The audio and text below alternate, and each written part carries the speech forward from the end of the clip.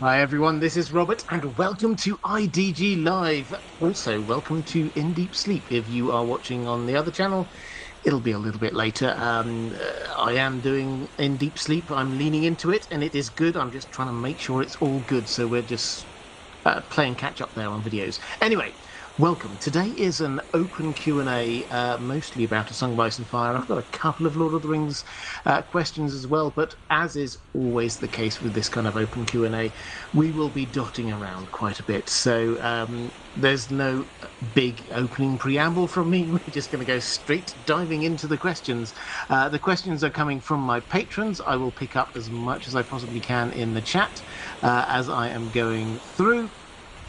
But let's start with a question from Yeldinil. Saying, "Hi Robert, you discussed last week that Melisandre sees Bloodraven and Bran as representatives of the Great Other, and we see the Weirwood network as linked to the others, blood sacrifice and general death imagery. How does that rhyme with Bloodraven's perceived efforts to create the prince that was promised, or Azor Ahai, and his presumed purpose of ending the others?" Thank you. Say hi to Dan, and thank you to the moderators. Well, hi Dan. Dan has gone upstairs already. Uh, but moderators, fantastic to have you. Send a bit of love to the moderators. They're fantastic. I will give them a bit more love a bit later. But yes, Melisandre sees in her flames a couple of characters who we can guess, are Bloodraven and Bran. And she comes to the conclusion that they are, well, first she wonders whether they are the Great Other, or Bloodraven is the Great Other, then comes to the conclusion that actually they're probably just the champions. This is I just quickly copied through the exact quote. A face took shape within the hearth. She's staring into the flames here. A face took shape within the hearth. Stannis, she thought, just for a moment. But no, these were not his features. A wooden face, corpse white. Was this the enemy? 1,000 red eyes floated in the rising flames. He sees me. Beside him, a boy with a wolf's face threw back his head and howled. So we get the imagery here. 1,000 red eyes, the wooden face, corpse white. This is Bloodraven. And the boy beside him with a wolf's face, Bran. We understand that's who she's seeing. She is wondering whether this is the Great Other, which is like the opposite of her great god R'hllor. Now, just to sort of briefly explain the theology, she's got a Manichaean religion, which is two gods, or one god, R'hllor, and the other, almost equal and opposite, the Great Other. And so the Great Other is in charge of the others and darkness and cold and all the things that are opposite R'hllor, light and fire and things like that. So she's wondering, might this be who I saw? Was it the enemy? She decides no. Then she decides it must be a champion of the enemy. So should we take this seriously? Well, I think the short answer is that we should take what she sees in the flames seriously. She does see things. She sees true things in the flames. I don't think there's much doubting that. She did see Bloodraven and Bran, and Bloodraven did see her. But that doesn't mean that her interpretation of what she sees is actually right. In fact, a lot of the time what she interprets is probably quite off the mark. Stannis being the obvious example. Now, so just because she sees them doesn't mean that they are what she thinks they are. Are they?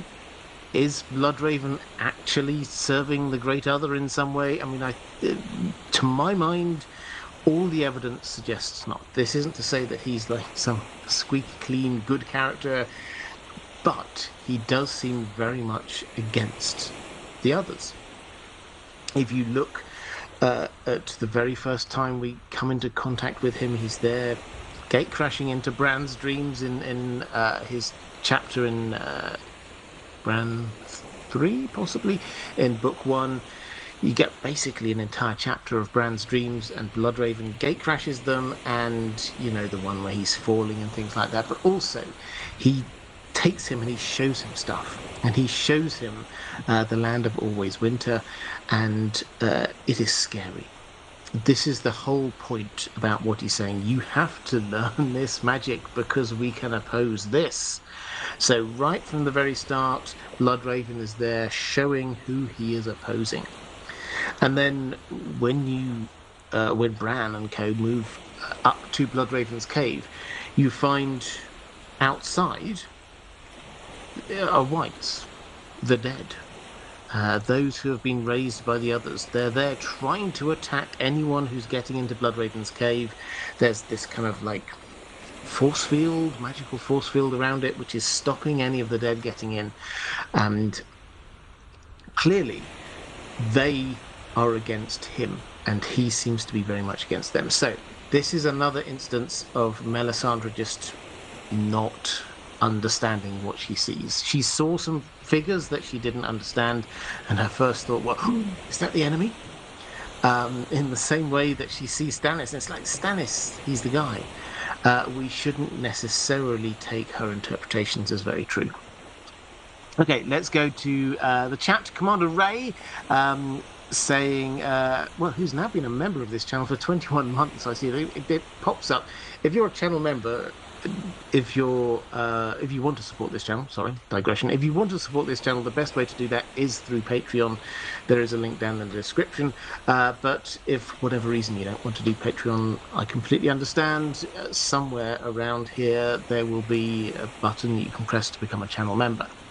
As a channel member, then your comments will get highlighted a bit more. And this tells me Commander Ray has been a member for 21 months, so thank you very much. Saying, finally a Thursday, I can make a stream. Welcome, great to see you. What's a plot line you're nervous about, how George will continue or finish? Good day to you, Dan the Dog, and the mods. What am I nervous about, how he's going to finish it? That's a good question.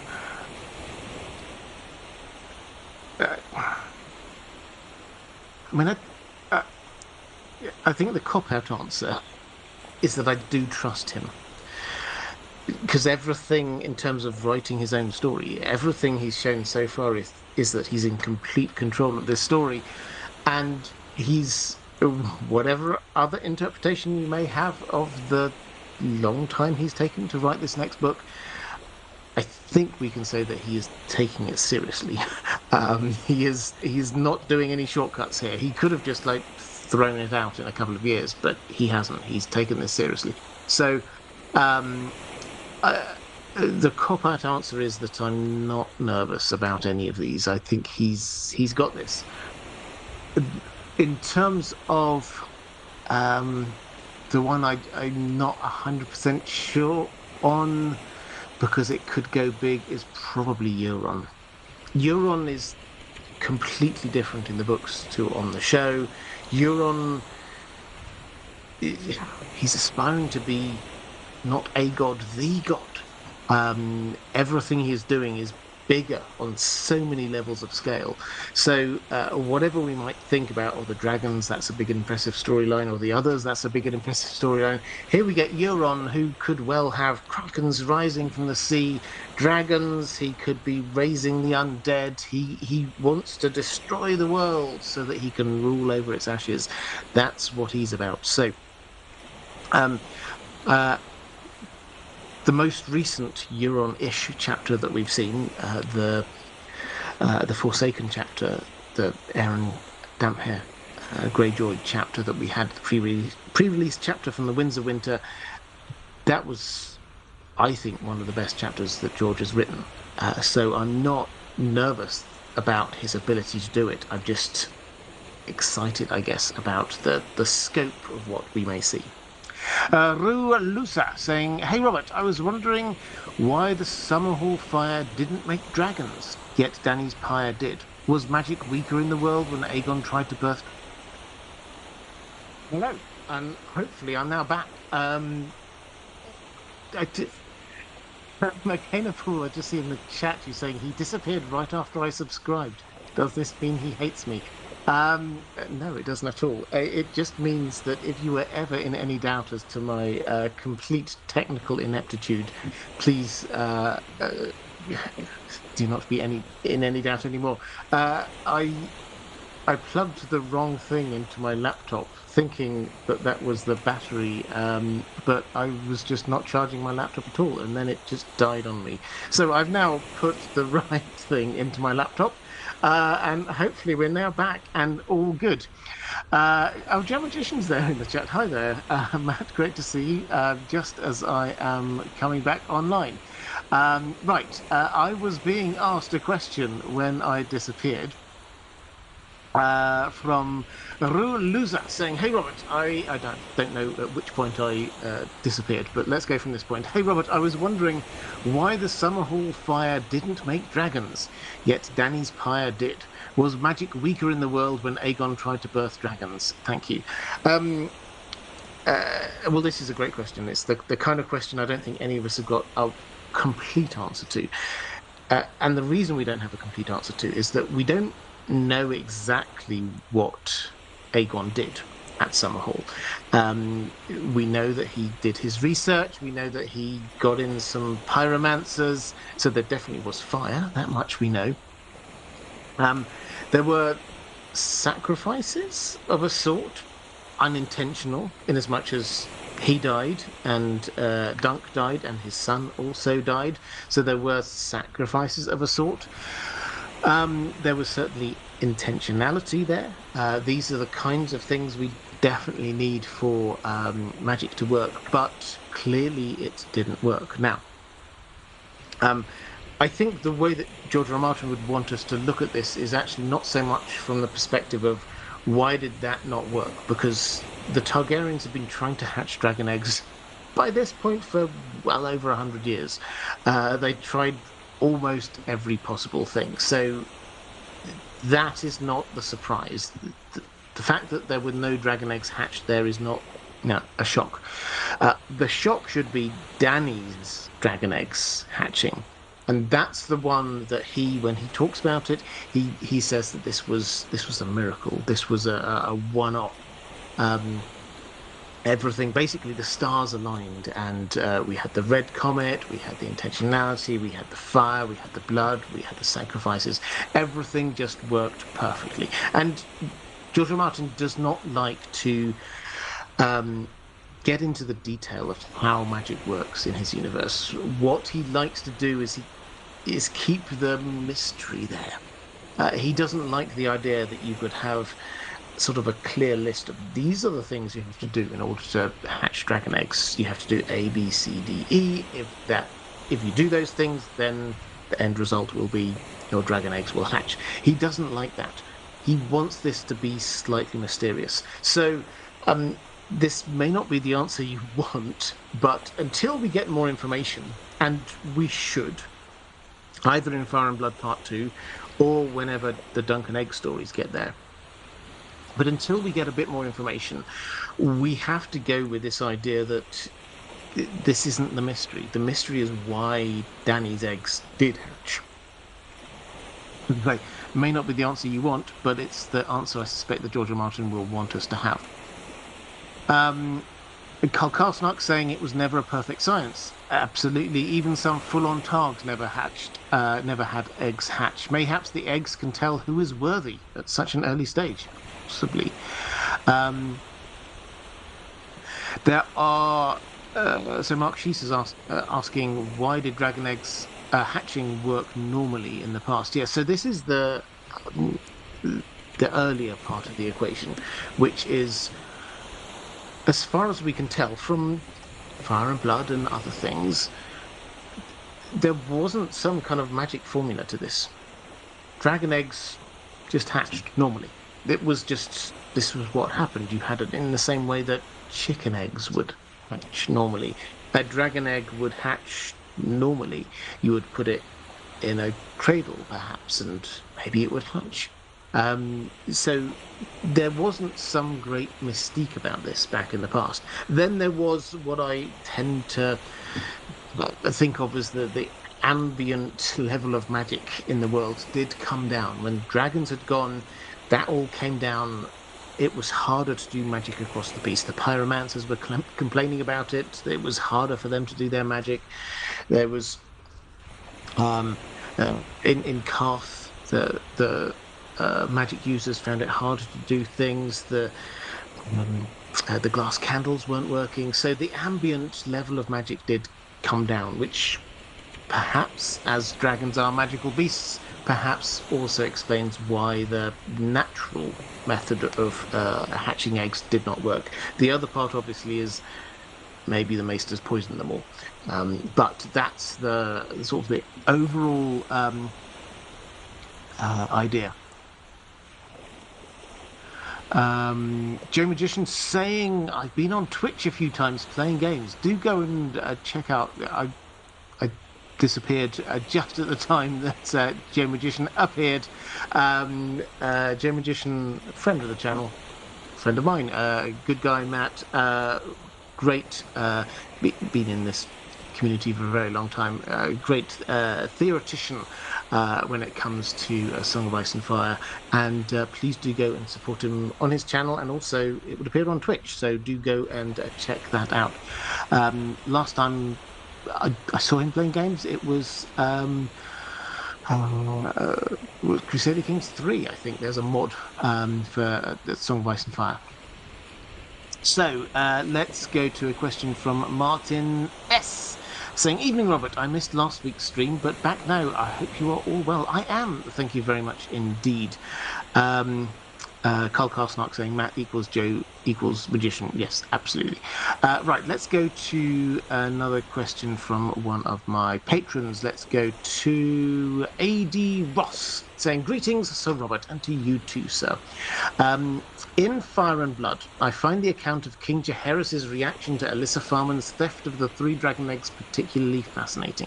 Jaehaerys contemplates flying Vermithor out into the Sunset Sea in pursuit of Sunchaser and even flirts with attacking Bravos. He discusses with, if I recall correctly, Septon Bath, the possible ramifications of Volantis getting hold of the dragon eggs and hatching them, painting a foreboding picture of the slave masters with dragons at their command. How realistic a danger do you think this actually was? If, as many fans suspect, the 3 dragon eggs Alyssa stole are Dany's eggs, then they were never hatched and turned to stone, only stirring when a Targaryen used the right blood and fire magic at just the right time. If anyone else had tried to hatch them, they clearly failed. Would the Volunteers have had much chance of hatching the eggs if they had gotten them? And also, wouldn't there have been other sources of dragon eggs in Essos? We know there were dragon lords in Lys until just after the Doom, so surely there were some dragon eggs there. Unless Dragonstone was the only place dragons bred after the fall of Valyria. Well, great question. I've read it all out because I think there's a lot in there.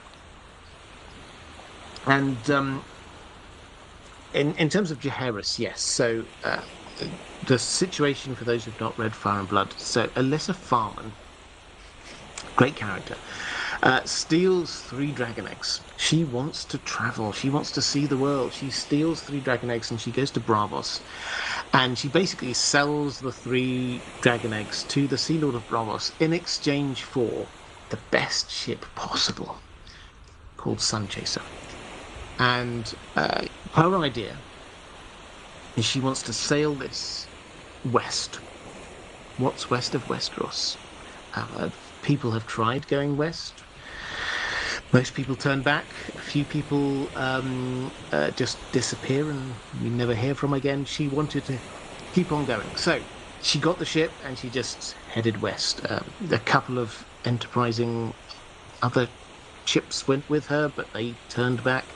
And we don't really hear from her again. There was a sighting, a possible sighting of her ship all the way around in Ashai, which is a hint that the world is round. And she did manage to go all the way around the world and end up in Ashai, which is great.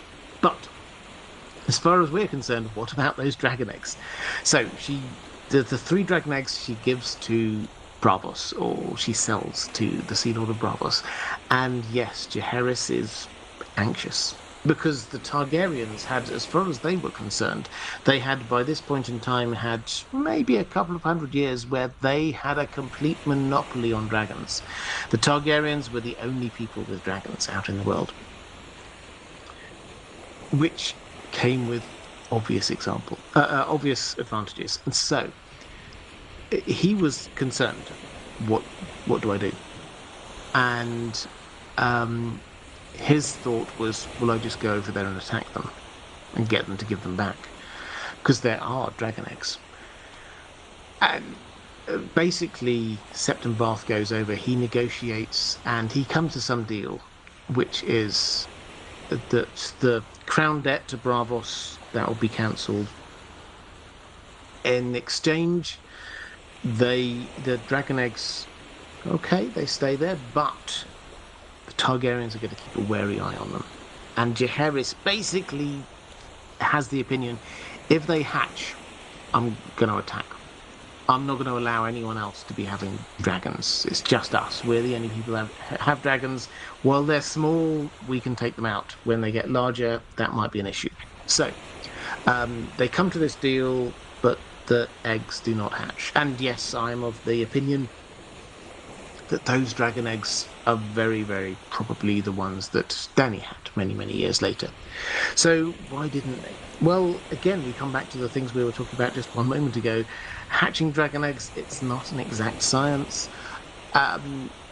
Probably part of how to hatch them is to do with heat, fire, and blood and sacrifice.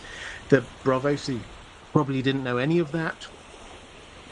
Braavos as a place, not exactly Dragonstone with its kind of sulphurous heat coming up. It's damp and cold. It's almost the opposite of what you would want. So, what might have happened had the Braavosi or possibly the Volantines or anyone else got hold of some dragon eggs? Well, from what Jaehaerys was thinking, it wouldn't last long. The moment they got a hint of it, he would have just gone in and obliterated them. He wanted the monopoly on dragons to be with the Targaryens. Some people call me Morris, saying hot pie makes you his best pie. What is it? Fun question. Fun answer. Did you know that the actor who played Hot Pie actually set up a bakery? And I think it's still going. I suspect some enterprising person in the chat will be able to provide a link to it.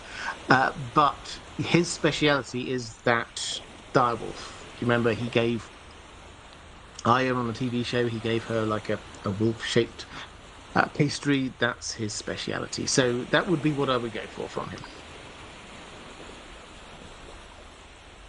And Roman Alakovet saying, do you think there is a single overarching theme or message in A Song of Ice and Fire, or is the scope of the story too big for it?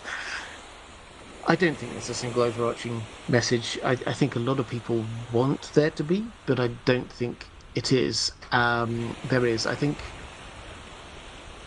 maybe we revisit this once it's finished.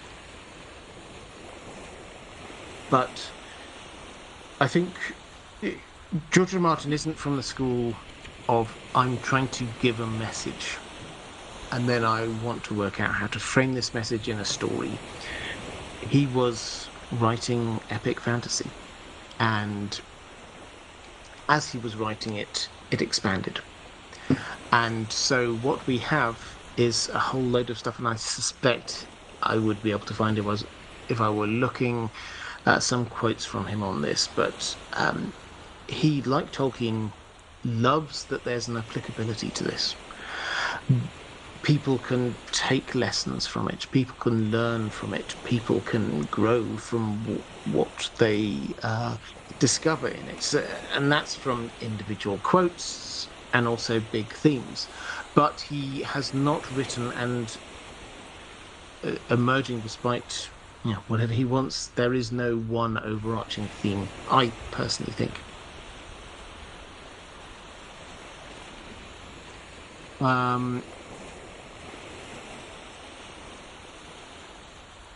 Let's go to John McAndrew saying, "Hi, Robert. This question is a bit meta. Love it. But it's interesting to me because you've done so much research and created so much content for A Song of Ice and Fire and The Lord of the Rings.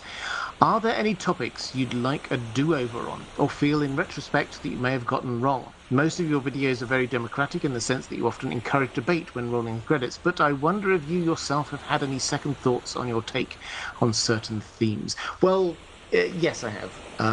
And I should probably start by saying what I've said for years now is that I don't tend to view what I do as creating theories about A Song of Ice and Fire. What I do or try to do is create working hypotheses, and the difference may sound nuanced, but to me it's quite important in that what I try to present in my videos is my best understanding of what's going on based on what we've got. And if we get more information, I am very happy to change what I say in my videos and what I personally think. I've not got a whole series of theories here that I go, if that's right, then boom, I'm right and everyone else is wrong, or whatever. That's not what I'm about. I'm about just trying to explain what I think is going on here. So, with that in mind, we have had, over the course of the time that I've been doing these videos, several extra bits of information. We've obviously had House of the Dragon come through, we've had Fire and Blood has appeared, we've had various things that George R. Martin himself has clarified. So extra bits of information have been coming, and we will get more. Ideally the books, but we'll get the stage play at some point. We're going to get the Dunk and Egg TV show. George R. Martin will continue, I'm sure, saying things on his blog and elsewhere. And hey, who knows, we might get Fire and Blood Part 2 or whatever. We will get more information coming through. And when those bits of information come through, then I will very, very happily adjust what I present to people. So, with all of that said, have there been things that I have changed my mind on? And I am reminded of this because Joe Magician was in the chat. I don't know whether he still is. Have a quick flick through. If you're still there, Matt, say hi, because I'm going to give you a bit of credit right now. There was, for a while, I was reasonably clearly of the opinion that Aegon the Conqueror had not had a vision of the others before he invaded, and he'd not come to any kind of agreement with Torrhen Stark about the others or anything. And the reason I came to that conclusion was that, first of all, we weren't told it. It wasn't there written that this was the case. But then also, just looking at what Aegon himself did when he came to Westeros, he didn't really go to the north. I forget the exact numbers, but it took him like 3 decades before he made a proper trip up north. So, in my mind, if this was the reason why he invaded Westeros, surely he would have gone to the north. I have had to adapt that because of House of the Dragon. Clearly is based on Aegon's, not based on, but one of the founding points there is that Aegon did have this vision and passes it down as the Song of Ice and Fire. And George R. Martin has basically confirmed that. So that is now semi-canon until we get it written down somewhere. And as a result, I've reassessed my view, and I now think that, yeah, he did get a vision. And then I have to go, well, if that's the case, why didn't he go north? And then I had to go, I have to only assume that he trusted the Starks.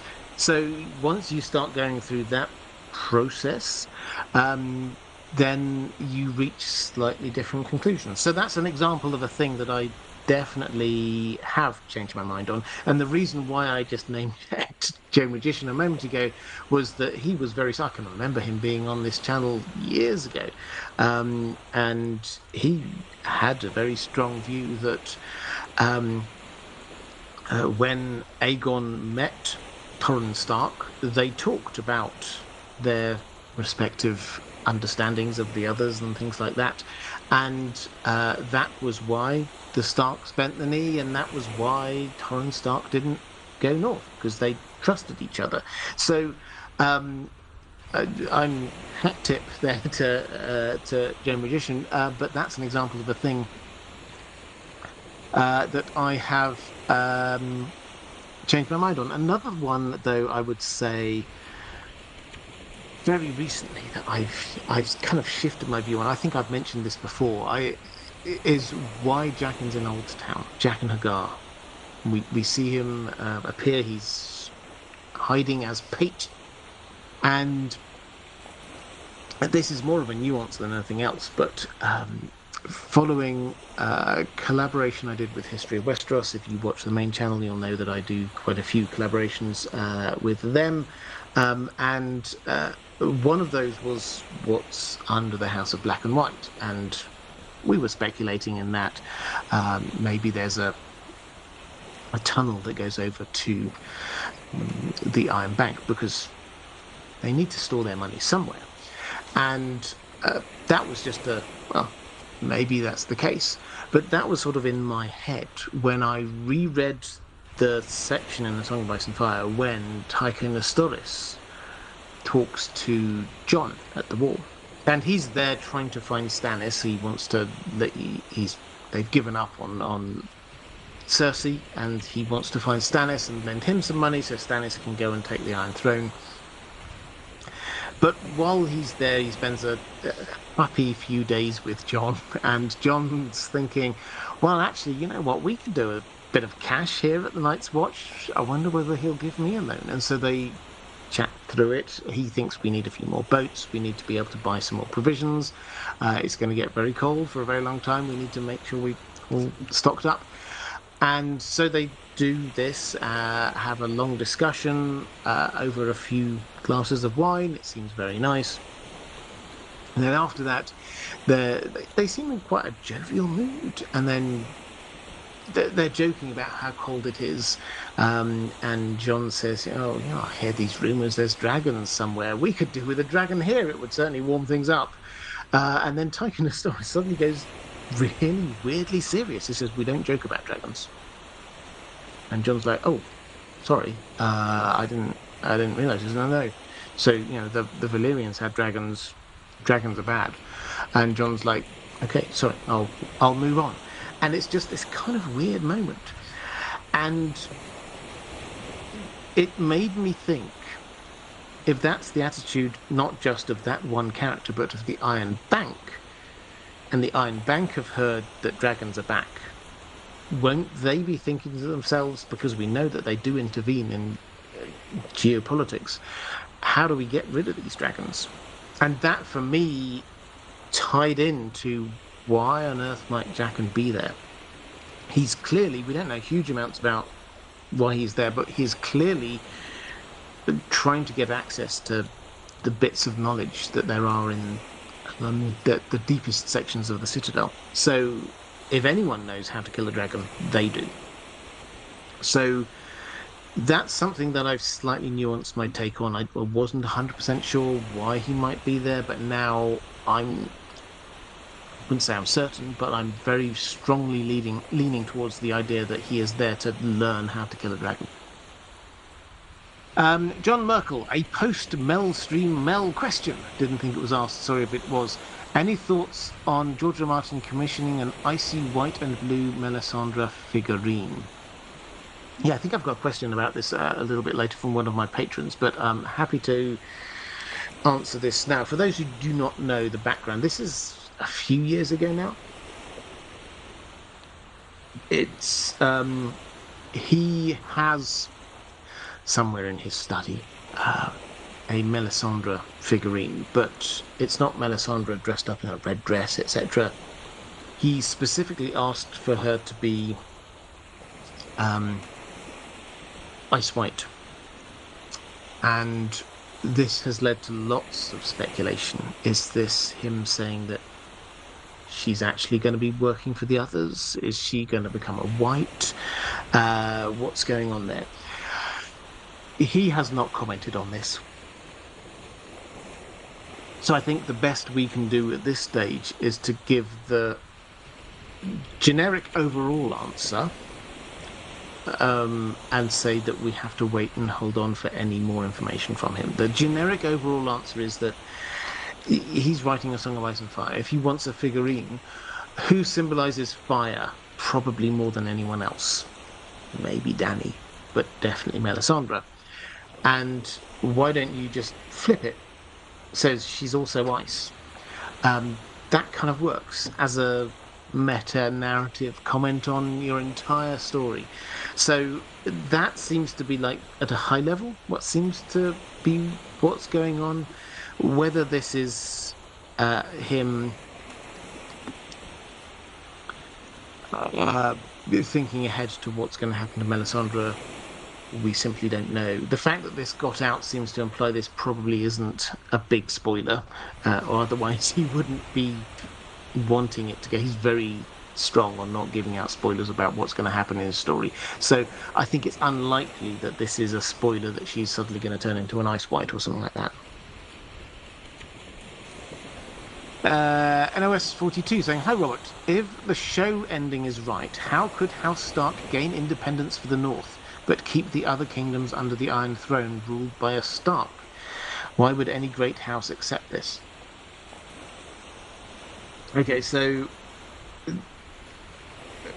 usual caveats. The way things finished in the show, not necessarily, very probably not the way they end in the books. That said, Bran being king does seem to be one of those things that is going to happen in the books as well as on the show. And there being a great council is also seemingly quite likely. Now, when I say there being a great council, if you remember them in the Dragon Pit, there were, I don't know, probably a dozen or so nobles there who were discussing who's going to be king. That, I think, was a show cut-down version of what a great council looks like. The Great Council, we've had great councils in the history of Westeros. The nobles all gather and decide who's going to be king. So if the show was sort of hinting at they all get together and decide in a great council and decide who's going to be king, and it's going to be Bran, that kind of works for me. One other thing that kind of works for me is this idea that if you looked at that Great Council on the TV show, it was stacked in the Starks' favour. Bran was there, Sansa was there, Arya was there. Who else was there? I think Sam was there, who clearly is Jon fanboy Brienne, she was on Team Stark. You had Edmure Tully, who Sansa put in his place. Basically, you had Davos, who was hand to Jon. It was stacked in favour of the Starks. The others really didn't get much of a voice.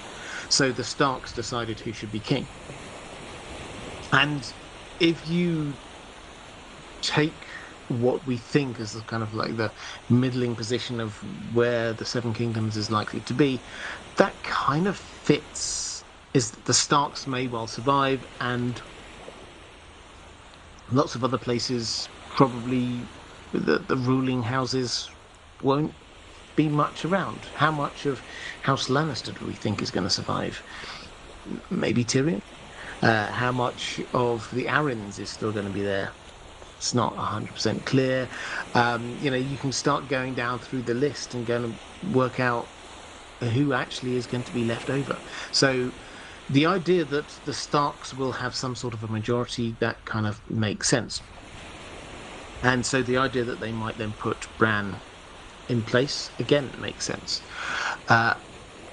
Once you've got King Bran, and if you do have Sansa, who wants independence, then who's going to stop King Bran saying, "You get it, North can be independent"?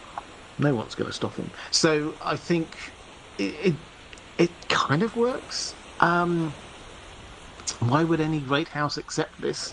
The Starks would accept it. The King would accept it. The Tullys would accept it. The Arryns are no more. The Lannisters will largely be down to Tyrion, who, I mean, who knows where Tyrion's going to be, but he's probably going to be not on the winning side, in as much as he will be Team Dany. I don't think the Iron Islanders will have a huge amount of a voice. The Baratheons, they're pretty much gone. So the main houses are not really going to be there anymore.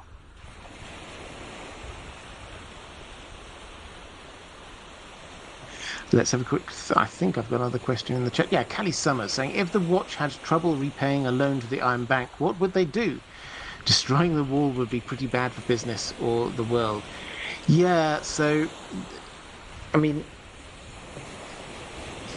what would they do in terms of the Iron Bank? So the Iron Bank, we know about their main business model with kings and queens and ruling folk is that if they default, then they just raise up another prince to take over from them. That doesn't really work for the wall. I absolutely agree. But the Iron Bank lend to other people as well. And it's probably worth saying that what the Night's Watch were borrowing was not even slightly of the same scale as as Stannis. Stannis got enough money to be hiring 20,000 sellswords for a long period of time, massive amount of money. Jon wanted a handful of boats and some food. That was basically what he was after. It wasn't a huge loan. So I think it's probably fair to say that this is the same, they would have done the same kind of due diligence as they would for any small loan to a noble family somewhere else. And would they write it off? Well, probably not. It may well be that they could get rid of the Lord Commander who decided that they couldn't pay, and then put in another one who agreed that they would pay somehow and come up with some kind of payment structure. I don't know. But I think the main point is that this isn't the same scale as they were lending to the Iron Throne. Have I got any more questions in the chat? Yeah, yes, I have. And Sarah Hyatt saying, what if the swords in the forging of Lightbringer weren't broken, but Valyrian steel swords? Water equals red rain lion? Water equals red rain, lion equals bright raw, Lightbringer equals dawn. Okay, so this is an interesting one. So these are the legend of the forging of Lightbringer is that Azor Ahai tried first time, and he spent a long time making this great sword, and they tried tempering it in water, and it broke. And then the second one he tried tempering it by stepping a lion, and that broke. And then the third one he stabbed his lover in the heart, Nissa, and that became Lightbringer. So what if this legend is only partly true? George R. R. Martin does warn us that we shouldn't take them as literal truths, these legends in his world, because they're thousands of years old. They're not literally telling us exactly what happened, but there is some truth in there somewhere. Might the first one be Red Rain, and the second one be Bright Raw, and the third one be Dawn? I think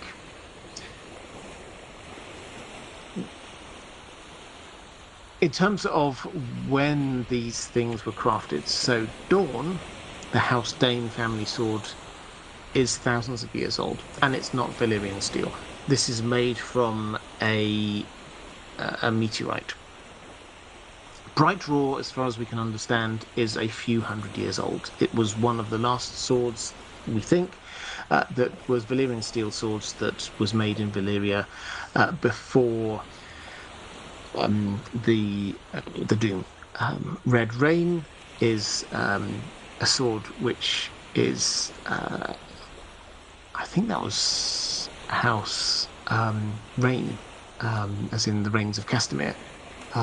But might this just be talking about those? I think the implication is that those two Valyrian steel swords were created a lot later than the original legend. I think I got another question here. So Caius Ballerina picking up a question from Meadow Pears. So thank you very much. I love it when people do this. It's very kind. I'm really curious about his take, I assume that's my take, on the idea that the Andals brought about the long night. I mean, I've not seen a convincing argument for suggesting that they did. So the Andal invasion, as the general histories of Westeros go, took place. And when we say invasion, it's not just they all came over in big boats at the same time. This was over hundreds of years. A few boats here, another few boats there. It was a slow invasion. It was a slow integration. Invasion is the right word in as much as this was not welcome by the people who were there. And the Andals came with swords and axes, so they were ready to fight. So, is there a hint that they might have caused the first long night? I mean, I personally don't see it. So I've not seen a well-argued case for this. Maybe there are bits of evidence I've not seen, but the histories that we know say that they came afterwards, a while afterwards. So I think my answer is no. I don't instinctively. I don't think that they did, and it's one of those. I've not seen the evidence to suggest it. Connor saying hello. Thank you for all your very informative videos. Well, you're very welcome. What are the chances of Bright Raw or Garion showing up again? Also, just signed up for the Patreon. Well, welcome to Patreon, and I will use this as an opportunity to say thank you, patrons. I hugely appreciate it. Your support is what allows me to do this, and I don't forget, I think it's fantastic, and I hugely appreciate it, and that is why I frame these, not just the Q&As, but pretty much all of my live streams around questions from my patrons as a thank you. So thank you very much for joining Patreon. What are the chances of Bright Raw or Garion showing up again? Well, I did do a video on Bright Raw a couple of months ago or so, I think. So for those who don't know the history, the Bright Raw was the Valyrian steel sword that the Lannisters had. And after the Doom of Valyria, the Lannister king, so in that 100 years or so before the Targaryens invaded, the Lannister king, who I think was King Tommen the Third, possibly, he went to Old Valyria, and he headed off there with some ships, quite a few ships, basically a navy, and he took with him the ancestral Valyrian steel sword, and he disappeared. And the question is, what happened to him? What happened to the sword? And we don't know. But the idea that he went to Valyria and he and all of his fleet disappeared, just the story checks out with everything else we've heard. There was a massive army with a dragon flying overhead that went in. They completely disappeared. Everyone we know of, with the possible exception of Euron, though he may be lying, who has been into Valyria, has not reappeared. So there's no suspicion there. The only possibility is that he stopped off at Volantis and they thought, oh, that's a nice Valyrian steel sword, we'll steal that. But even that doesn't feel that likely. they came to a deal that he would go off. They would sort of help him. The help they gave, it's not very clear, but they were like pointing, oh, it's in that direction. And they gave him a chance to sort of chill out for a little bit. And they came to a deal that they would get half of any goods that he managed to salvage, which seems like a good deal for them, as they didn't do anything and they got a chance to get 50% of all the plunder. So there's no real advantage for them in it. Geryon, Uncle Geryon, this is Tyrion, Jaime Cersei's uncle, Tywin's brother, he headed off looking for it just a few years before the main story, actually, and he's not returned either. Now, is there a chance that we will see either of them again? I think Bright Raw, no. I think that's gone. Geryon, only if he chickened out at the last minute. And he turned around and said, you know what, actually, this is a pretty crazy idea. And he decided it's now safe because the implication is that one of the reasons why he did it was that he was always in his older brother Tywin's shadow. Tywin this, Tywin that. What am I going to do which is going to make me any better? And so he went off and he thought, well, the thing I can do which will make me go down in the history books is if I find Bright Raw and bring it back. So he headed off. Now, there's no indication that he found it. He certainly hasn't returned. He was last seen heading towards there as well. So probably not is the short answer.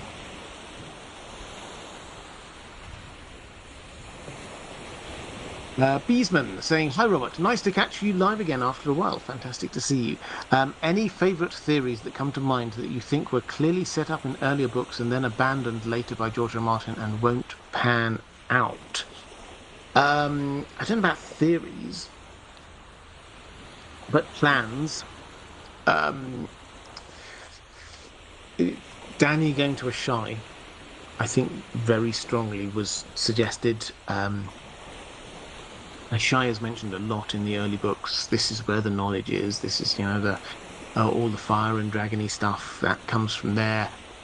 When you get Quaithe and she's doing all of her talking to Dany, then she's like basically saying, go to a Shai. That's certainly what Dany interprets it as. But that seems to just have gone by the wayside. Now, I think the thing that is probably most interesting if you start going down that route, though, is what can we glean from the early books, particularly book one, and particularly the first half of book one, that show where George R. R. Martin was going, that he has since then pushed back or slightly changed. And what I mean by that is that when he started this out, famously, he'd written, I think, 13 chapters. So maybe a quarter, probably about 20% of the book. And that was when he sort of wrote off. He got his agent to go and sort of try and find who wants to buy this. And he wrote the overview of where it was going. And in that overview, it's very clear that there's a lot there that has changed, but it's very clear. At the time, he thought it was 3 books. So the first few chapters of book one are written him thinking this has got to be over and done with within 3 books. So there are some things which are mentioned a lot more in those first opening chapters that he then slows the pace on. And the most obvious example of this is the Isle of Faces. The Isle of Faces gets mentioned 4 or 5 times in the opening chapters of book one. Even Dany, when I think it's Jorah is talking to her about the delights of Westeros, he name checks it 4 or 5 places, one of which is the Isle of Faces. And to us now, it's like, oh, that's a bit weird. He mentioned the Isle of Faces. He's a northerner. Why would he be? But it's because George R. Martin was wanting us to be aware that there was a place called the Isle of Faces.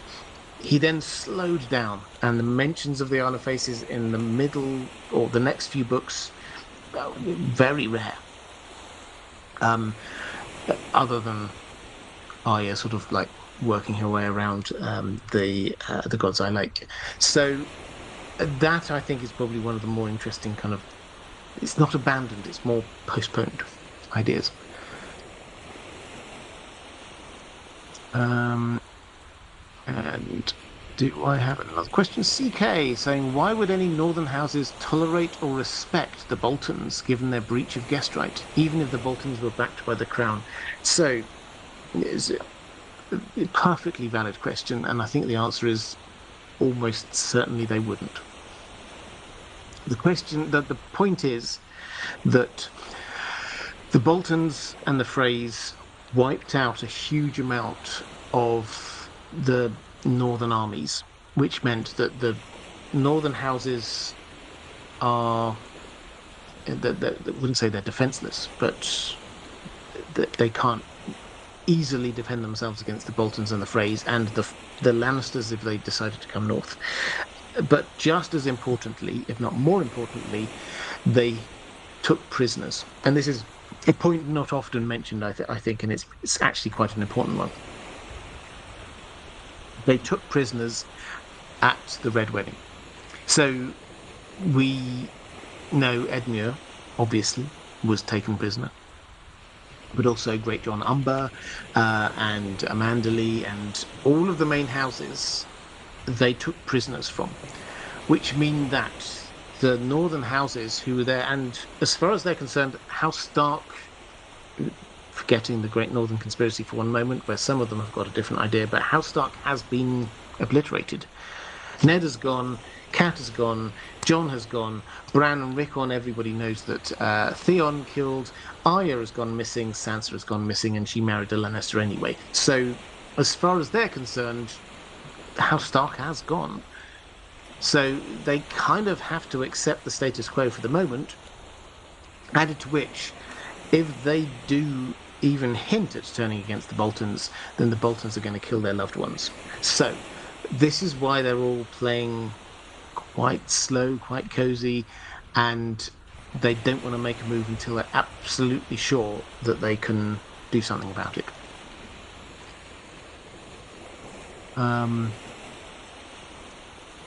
And question from, am I caught up in the chat? I think I might now be. I think that's me caught up in the chat. Let's go to question from a friend saying, happy Thursday, Robert, and to you too. If you had to pick your dream small council, any character in the Song of Ice and Fire world from any time period, who would you choose? You can decide on the reasoning, whether you go for the most competent, the most fun, etc. Let's say you need Hand of the King, Lord Commander of the King's Guard, etc. What would you go for? Right, so I think this is a good one to throw to the chat to start with, because I'm sure everyone will have views on this. Who would be in your fantasy draft for the small council? I mean, I'll do a sort of a starter. Hand of the King, I'm going to go for Septon Bath. He seems right about most things, and not just he gives good advice, but he seems to do the boring things competently.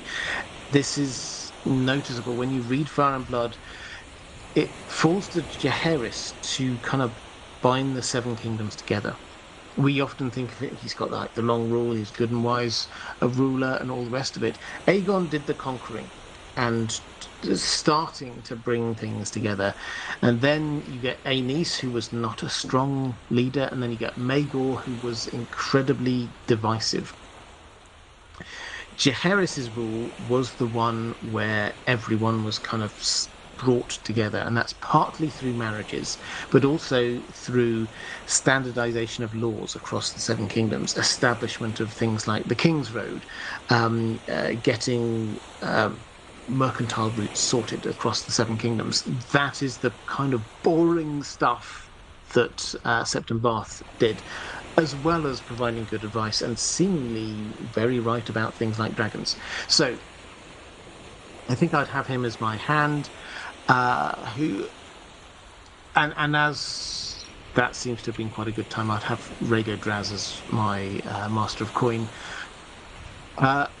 I wouldn't 100% trust him not to embezzle some funds from there, but whatever he did didn't seem to affect the overall monetary health of the Seven Kingdoms. The Seven Kingdoms seem to emerge well from that time.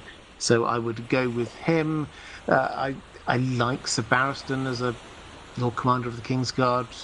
Uh, he seems to have morals about these kinds of things and seems to be just a very good fighter. Prime Sir Barristan, I want that kind of guy. If I'm the king, I want him on my side. He's the guy who did the daring mission to go get Aerys II. One-man mission into a castle dungeon when he's outside the castle walls, climbing over the castle walls, getting into the castle, infiltrating all the way down to the dungeons, rescuing the king, throwing him over his shoulder, running all the way back out again, all on his own. This is legendary stuff. So I would want him on my team. Master, Mistress of Whisperers, maybe Massaria, Grand Maester or Maester, I don't really care, to be honest. Somebody that I feel I can trust. As for Master of Ships, maybe Alan Oakenfist or Cordis Villarion, I think I would happily have either of them, but I will throw this to the chat. I will try and read out a few in the chat if you want to drop some thoughts in there. There's a lot of good ideas. Feel free to throw a few funny ones in as well. CK, why would the noble houses accept the Targaryen line being destroyed? I get deposing Aerys, but killing Viserys and Daenerys, I find it hard to reconcile given the aftermath of the dance. So when you say the noble houses, why would the Lords Paramount during Robert's, if this is the question you're asking, why would the Lords Paramount during Robert's rule be okay with him trying to kill Viserys and Daenerys? Well, they weren't okay with him to start with. Jon Arryn basically blocked it for a long time. It's one of the ironies that Viserys, when he's talking to Dany, is basically saying, we're always on the run from the assassins from King Robert. But then you get the other side of it, and it's very clear Jon Arryn sort of said, no, just let them be. We're not going to do the assassin thing. And Varys kept track on them. It was only when Daenerys became pregnant that Robert Baratheon said, no, that's it. Let's assassinate her. And then you will find there was that split in the small council. So some of the lords were okay with it, some of the small council were okay with it, some of them weren't okay with it. So why would they be okay with it? Because the power had now passed. Targaryens were not what they once were. At the time of the Dance of the Dragons, then they were the Dragon Lords. They were the most powerful family, not just in Westeros, but all of the world. By the time we get to Robert Baratheon's reign, as far as everyone was aware, there were 2 Targaryens left. And they were fast running out of money. He was known as the beggar king. He was just going around trying desperately to get anyone to help him. He was more of a joke than he was an actual rival to the throne. And the idea of them getting dragons again, no, that wasn't going to happen. And a question from Orion's Orcas saying, hi Robert, hope you, Dan, and all your moderators are well. Actually, let's do the moderators now properly. Moderators, thank you. If you are watching this live and if you're in the chat, the reason why it's such a happy and uplifting place, there are no spam bots or anything bad going on there. It's because the moderators are amazing. So if you could just give them a little bit of love, I would hugely appreciate it. Thank you very much indeed. So Orion's Orcas, do you think the eye colour of the direwolves are as important as their names? 3 of the Stark children's direwolves' eyes are yellow, and 2 of them are already dead, Lady and Greywind. Bran's direwolf has yellow eyes as well. Rickon's has green eyes, Arya's has golden eyes, and Jon's has red eyes. I've been thinking for a long time that direwolves with yellow eyes signify a literal or symbolic death of their owners. Have you ever thought about making a video about this topic?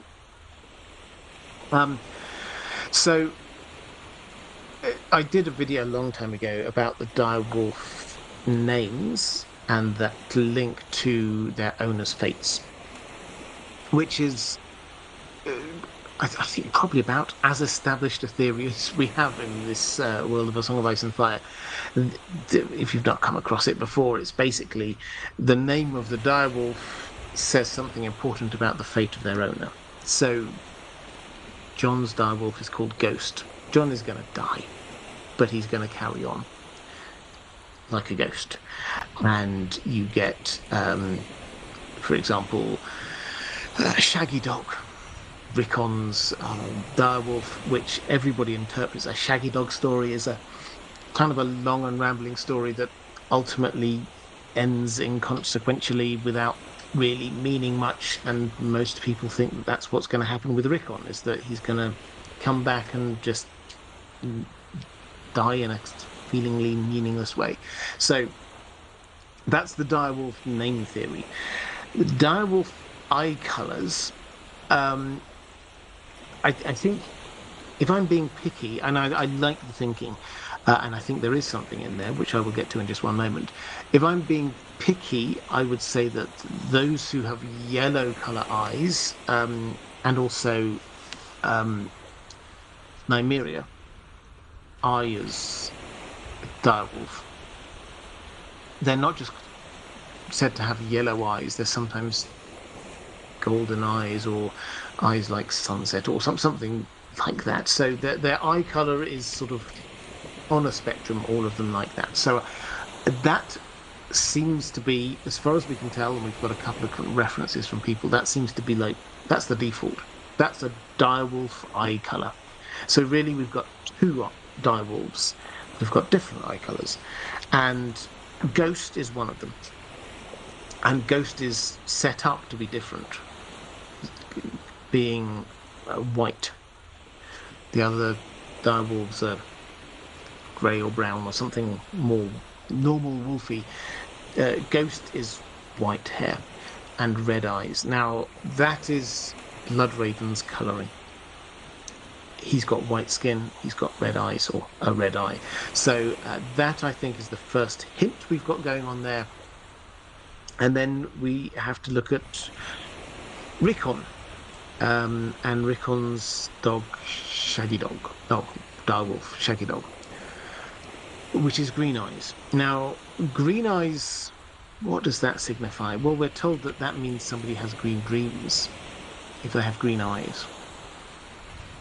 So, or perhaps even a green seer. So, I think this is showing that there is strong magic going on there.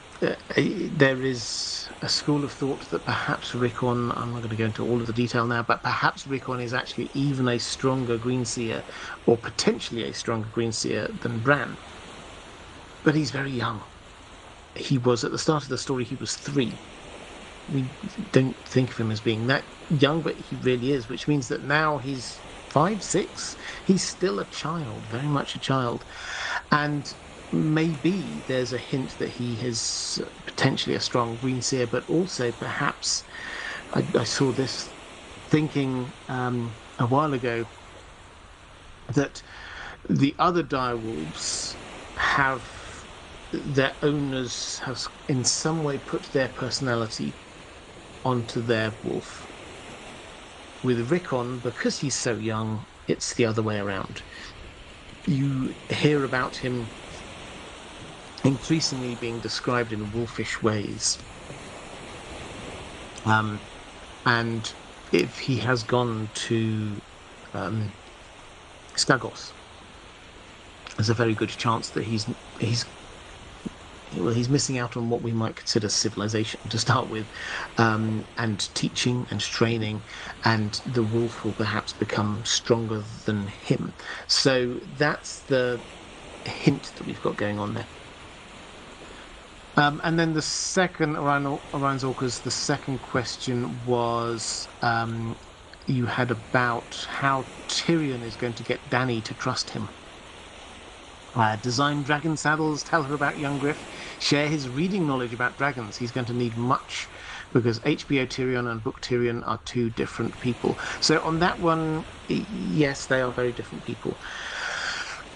But I think there's two elements to this. The first is that she's going to, when she comes back from the Dothraki Sea, her thought is to attack Westeros. That now will be the time. I've got a fleet, I've got dragons, let's go. And Tyrion will be there. And the two things that will come to the fore quite quickly, I think, are firstly, yes, he's a Lannister, but he killed his father, and he clearly hates his sister. So he's actually on her side. He wants her to invade. So that's the first thing. And the second thing is, yeah, he knows about dragons. In fact, he probably knows more about dragons than almost anyone in the world. By which I mean that he was obsessed with dragons as a child. He read every book he could possibly find about dragons. When he gets onto the Shy Maid, they make him put down all the knowledge he has about dragons in a book. He wrote a book about dragons. So Dany has none of this information. Viserys didn't teach her much. And she's now got these dragons, and we see her thinking a few times, I don't know how this works. How do I control a dragon? She wonders, how do I feed them? What do I need to do to help them grow? She's not sure. If Tyrion comes along and says, I've read everything that is out there about dragons, and I can help you, that will gain a little bit of her trust. Okay, so question from Kieran McGee saying, a thought about George R. R. Martin's contribution to the lexicon. Phrases from A Song of Ice and Fire that just ring so naturally, but I only know them because of George R. R. Martin. Bread and salt, mummers or farce, call the banners, and many more. Do you have a favourite? This is fun. I would agree with you that he tends not to create new words for stuff, but he does, as with the examples you've got there, he does take an existing word and make it, or phrase, and make it more ubiquitous. So yeah, mummers is definitely, in terms of sort of theatre groups, that's something that it's a real thing, but he popularizes it more. Call the banners. I use call the banners. I mean, I've done even in a Lord of the Rings video when I was talking about Aragorn calling on his fiefs down in Gondor and saying it's like calling the banners, because that's now, I think, for fantasy readers in particular, we understand what that means. So yes, I don't know if I've got a favourite, but all of those I think are excellent.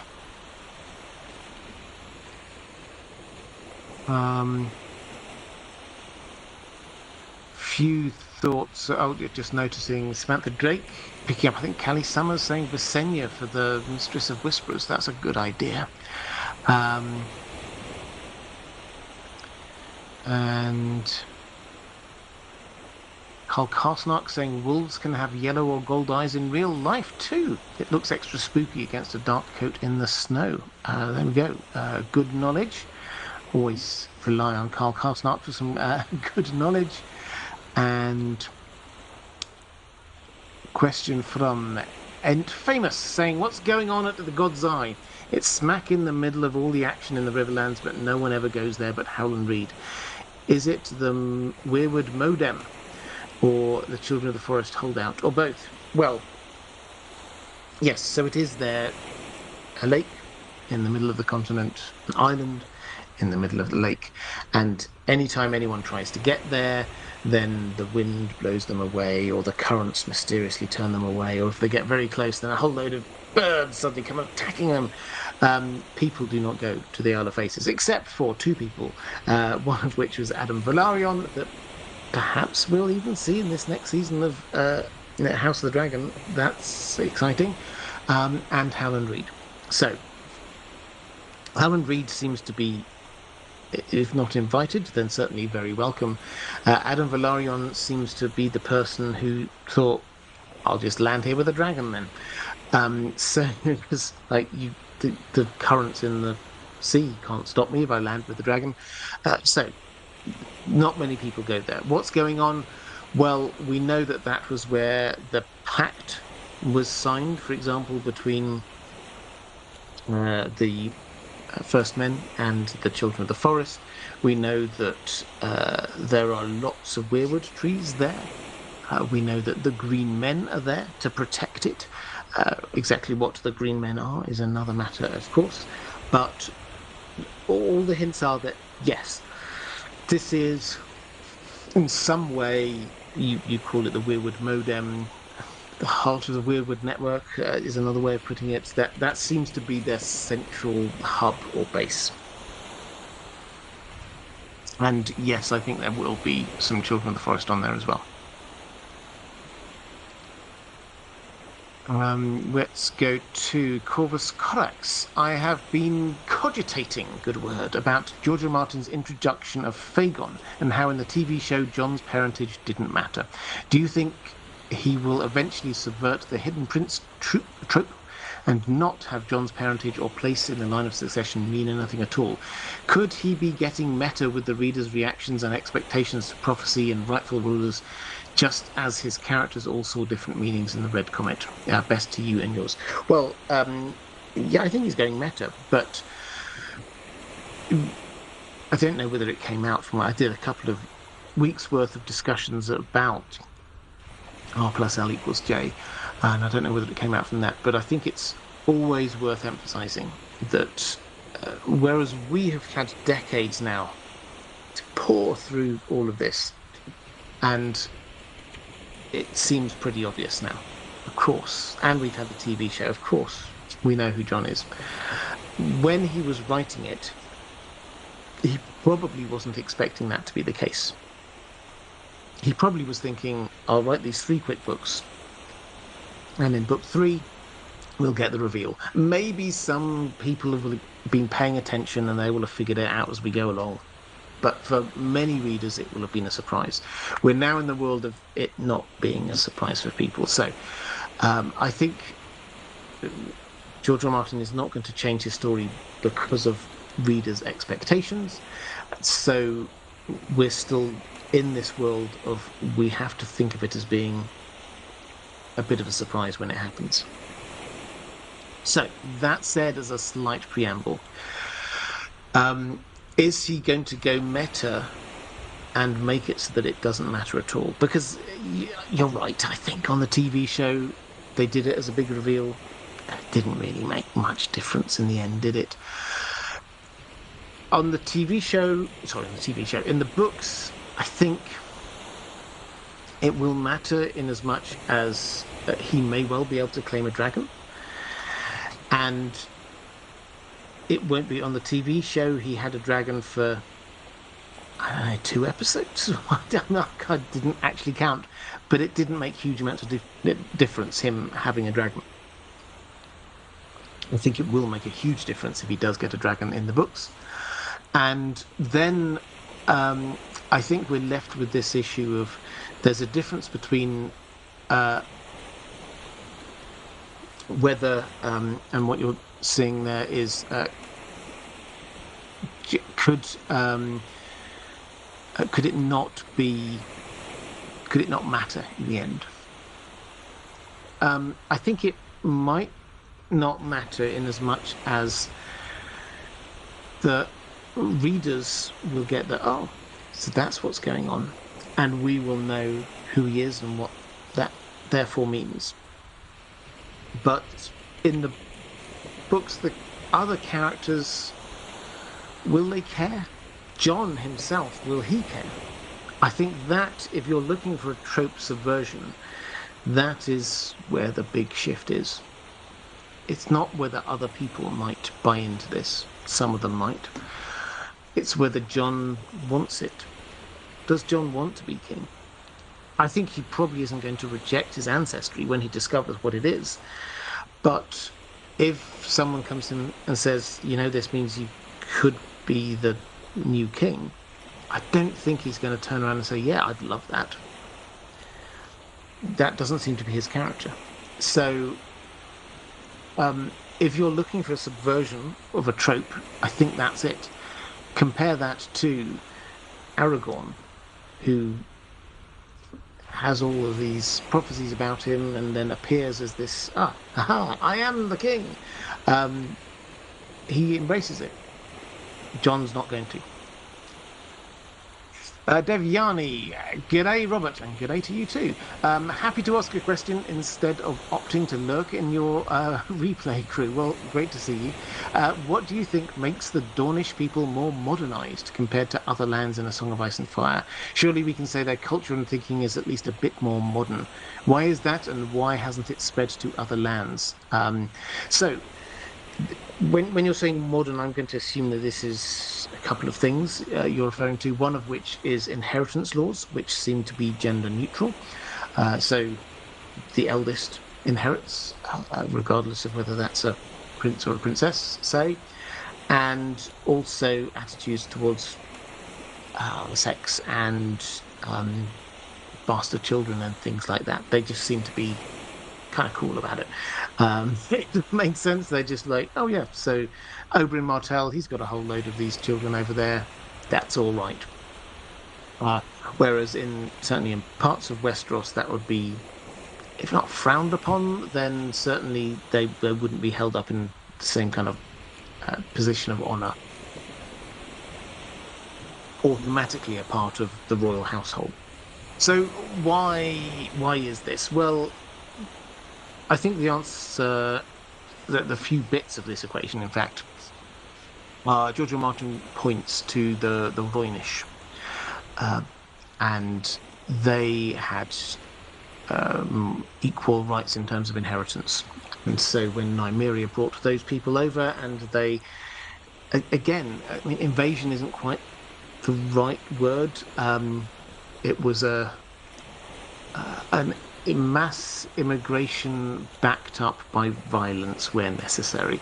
And then they married into lots of the noble families and asserted their way of doing things when it came to inheritance law. So practically speaking, that's why it is.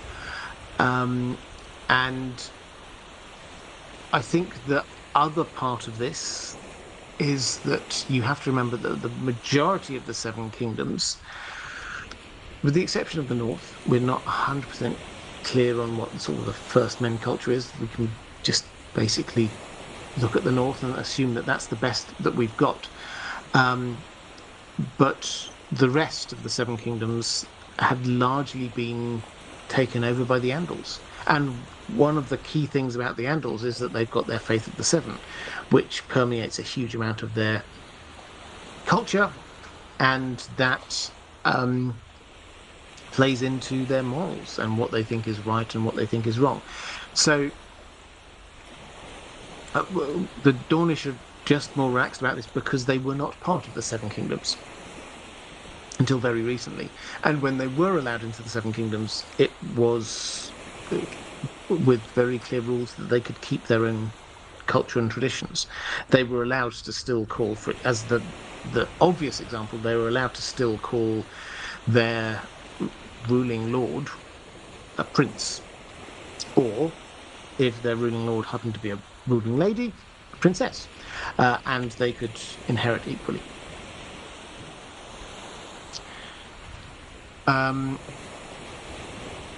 James Perkins, it has been alluded to several times through the books that there is a major change brewing in Bravos. Political unrest, intrigue, assassinations, maybe even a change in Sea Lord. You have theorized that the last time there was a new Sea Lord, it likely led to the exile of Viserys and Daenerys and the collapse of the growing Bravosi Dornish Targaryen alliance.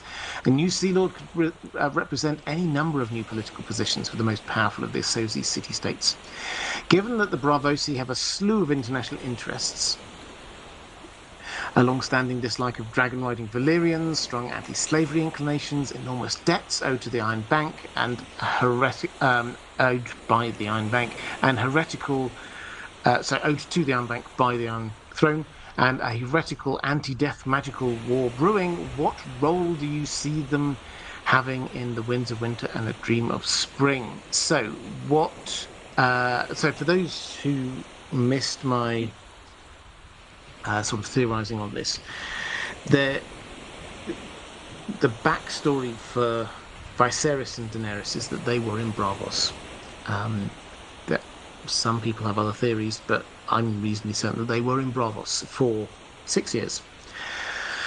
And they were there, I think, pretty clearly at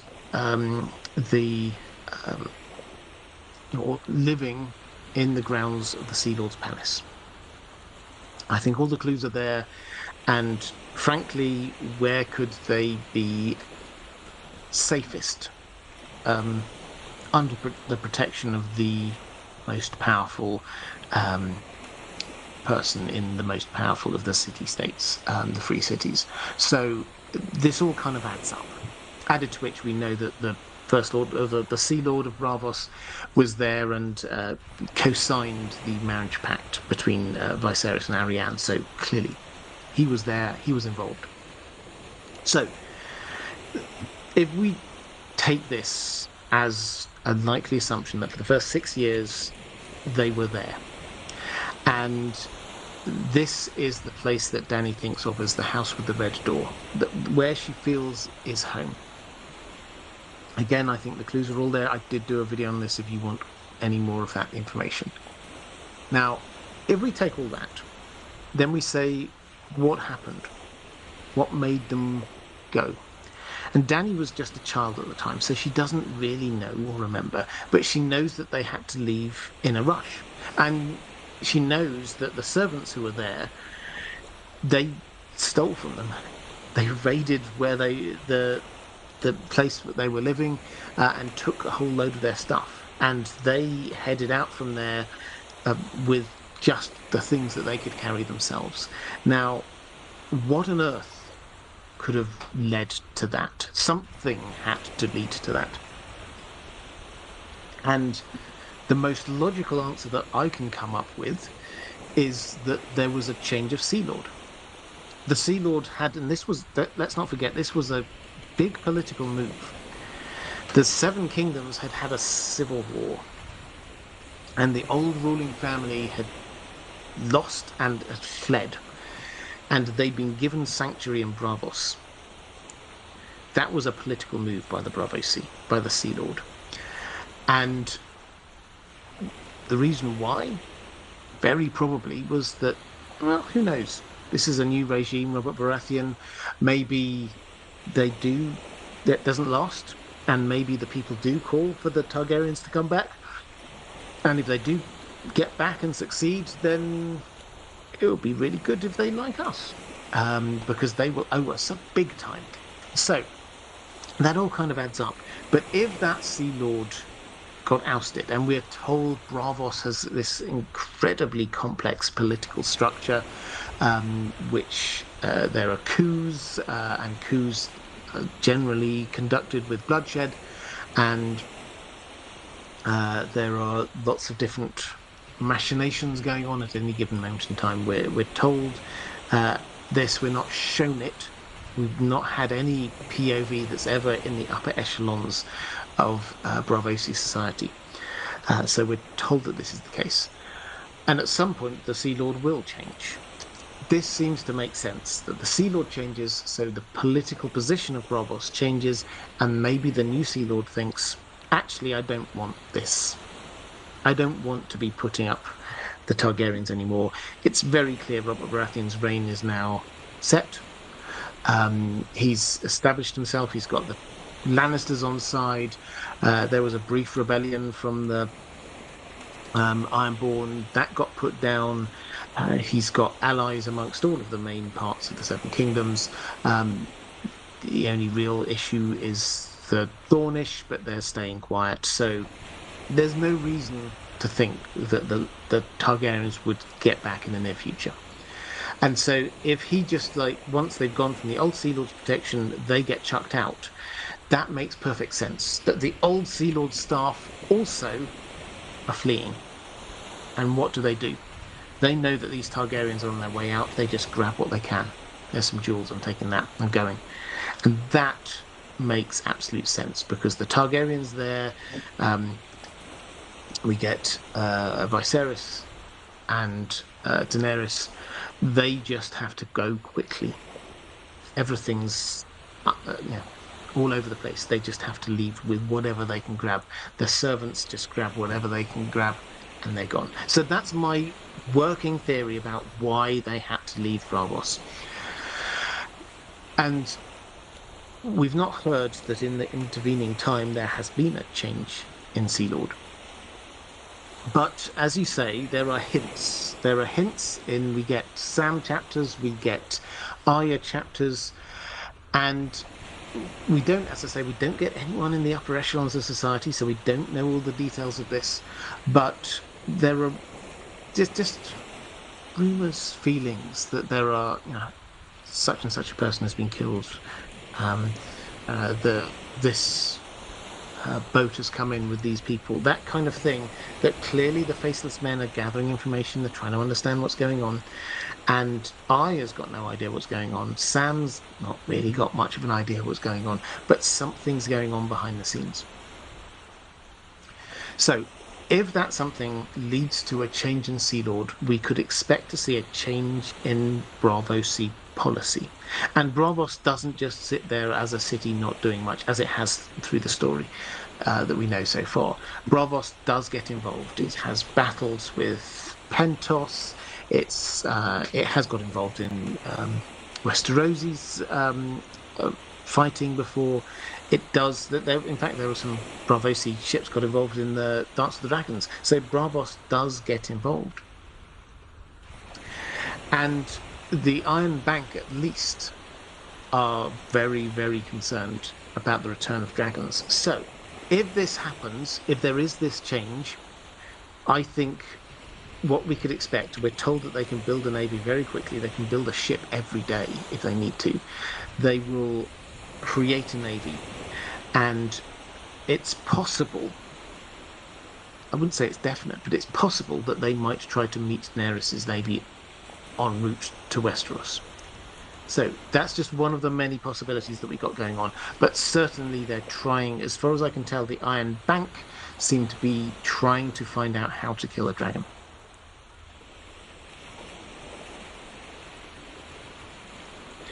So Gadzooks saying, "Hi Robert, I hope you are well.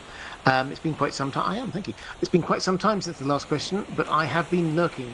And hello to everyone else who's lurking as well. You're very welcome to lurk. It's not a problem at all. I love it when people hear in the chat, but if you just want to lurk, great. I've always wondered about the relationship between the North and the Riverlands, particularly or specifically how Southron Northerners viewed Riverlanders as being, and vice versa, especially considering how ready the Riverlords were to accept a king of the North as their own sovereign. On a different note, Daemon Targaryen died or survived in the Isle of Faces. I think died. You've got no hint that he survived. If he did survive, I think the implication is that he would have gone to spend time with Nettles, but we don't get any rumours of that. But on a very practical level, he started very, very high up in the sky. He did not attach himself to his dragon. He didn't chain himself onto his dragon.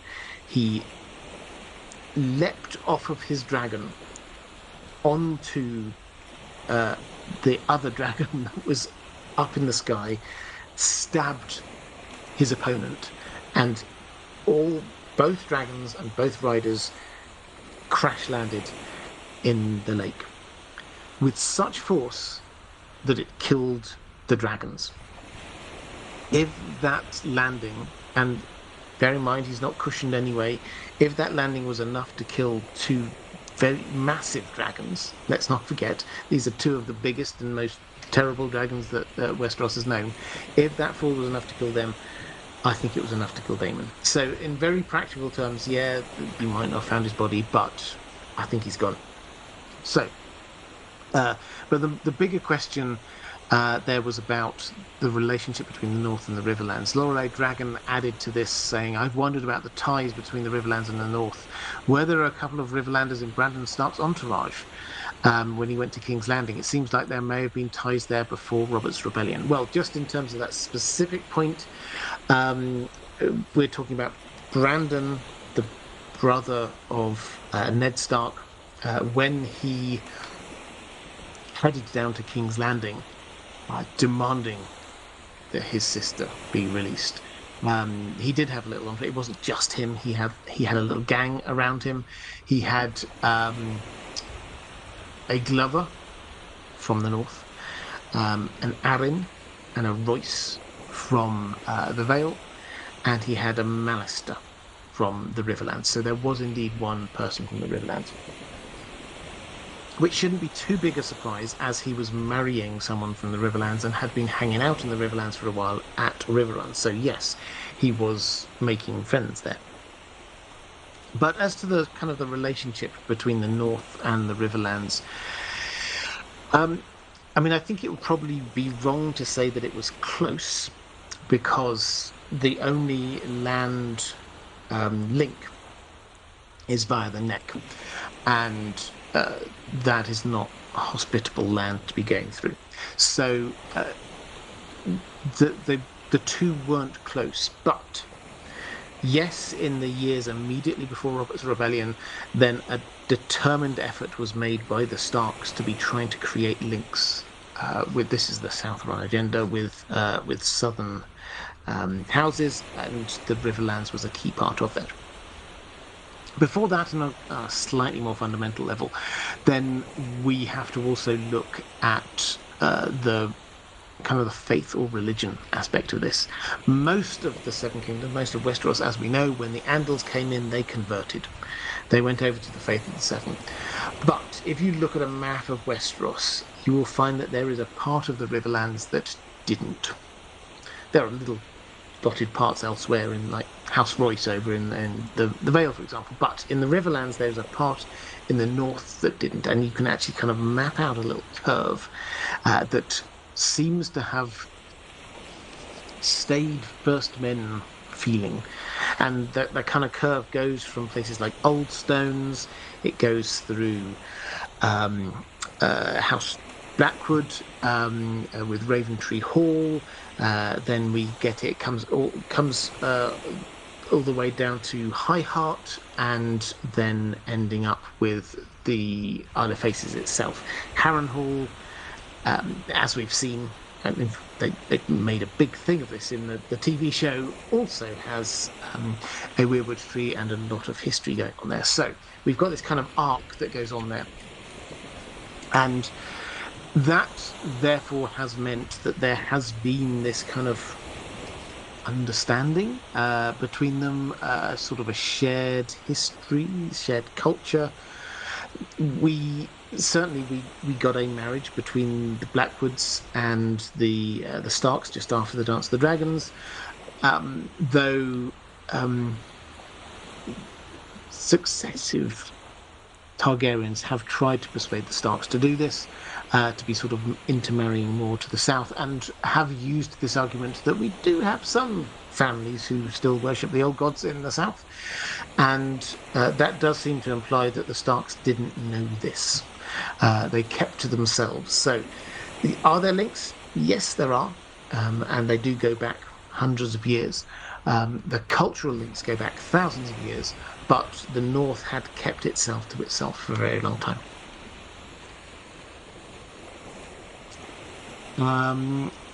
Benyovsky saying, "Hey Robert, blessings, and to you too. So, during Robert's Rebellion, where did Jon Con have a real army from?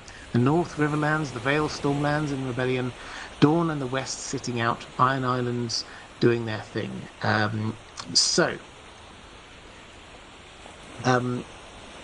Where did the Targaryen army come from? Well, later on, you said the Reach were faking. You're very much right. So the army of the Reach, they did fight for a little bit and then headed down to sort of besiege Storm's End, have a big picnic in the fields outside Storm's End. Depends on whose interpretation of events you go with. So they weren't really involved. The Dornish, they were holding back until the very end, until they basically got forced to join in the Battle of the Trident.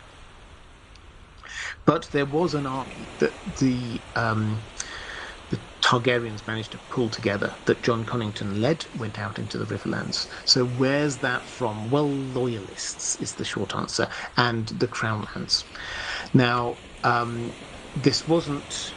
So the Targaryens, they had some of their own, and they had some loyalist families out there, obviously, like the Velaryons, very much always loyal. The people of Cracklaw Point see themselves as Targaryen people, but the Crownlands, if you remember, there's houses that their names crop up on a regular basis, and the places crop up whenever you get like these fighting places like Maidenpool, Duskendale, Hayford, Rosby, Stokeworth. These are significant-ish places, not too far away from King's Landing.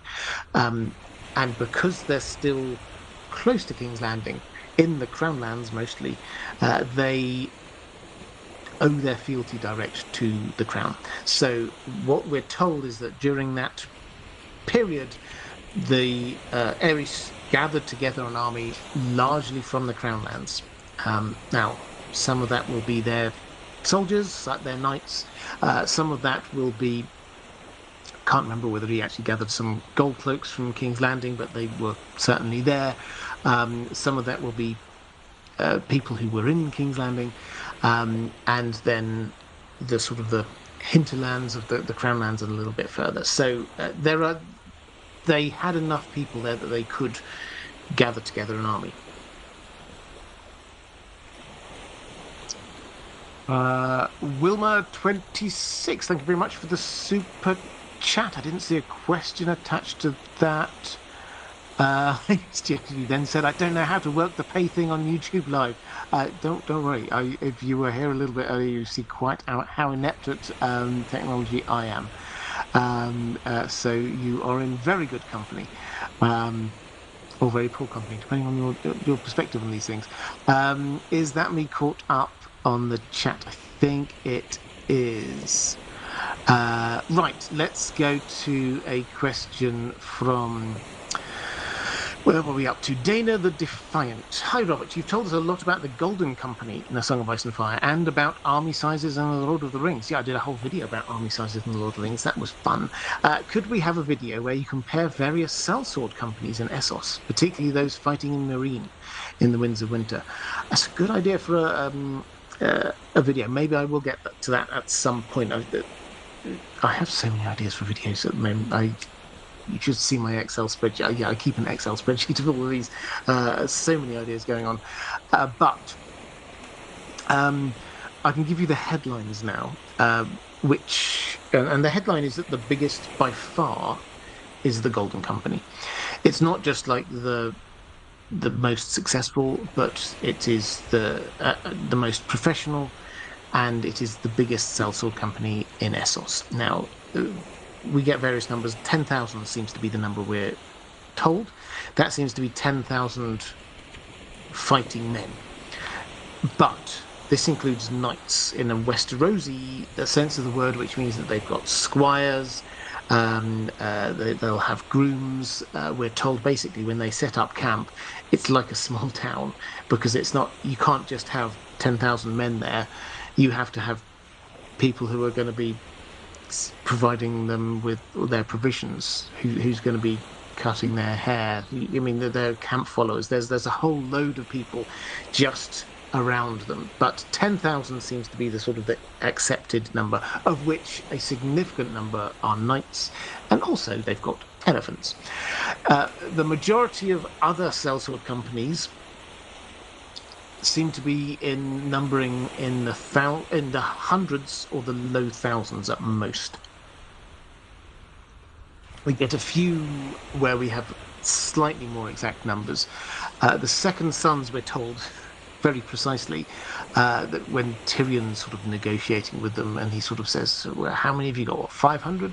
And he's told 513 or 514 if you join. So it's like, okay, so they've got just over 500. We also know the Stormcrows have about 500. The Windblown seem to be bigger. They seem to have 2,000 or so. They're possibly the second largest. And then we hear of another couple whose names escape me, who, again, they're numbered in the hundreds. So basically you have the Golden Company, easily the biggest, then a big gap, and then a whole load of others numbering in the mid to high hundreds or low thousands.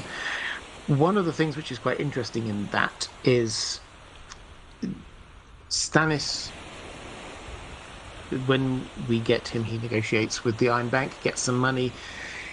He wants to hire some sellswords, and he sends his man over to Essos to hire some. And he says, get me 20,000. And what that is basically mean is saying, I want all of them. Or I want all of the big sellsword companies in Essos just to come over here.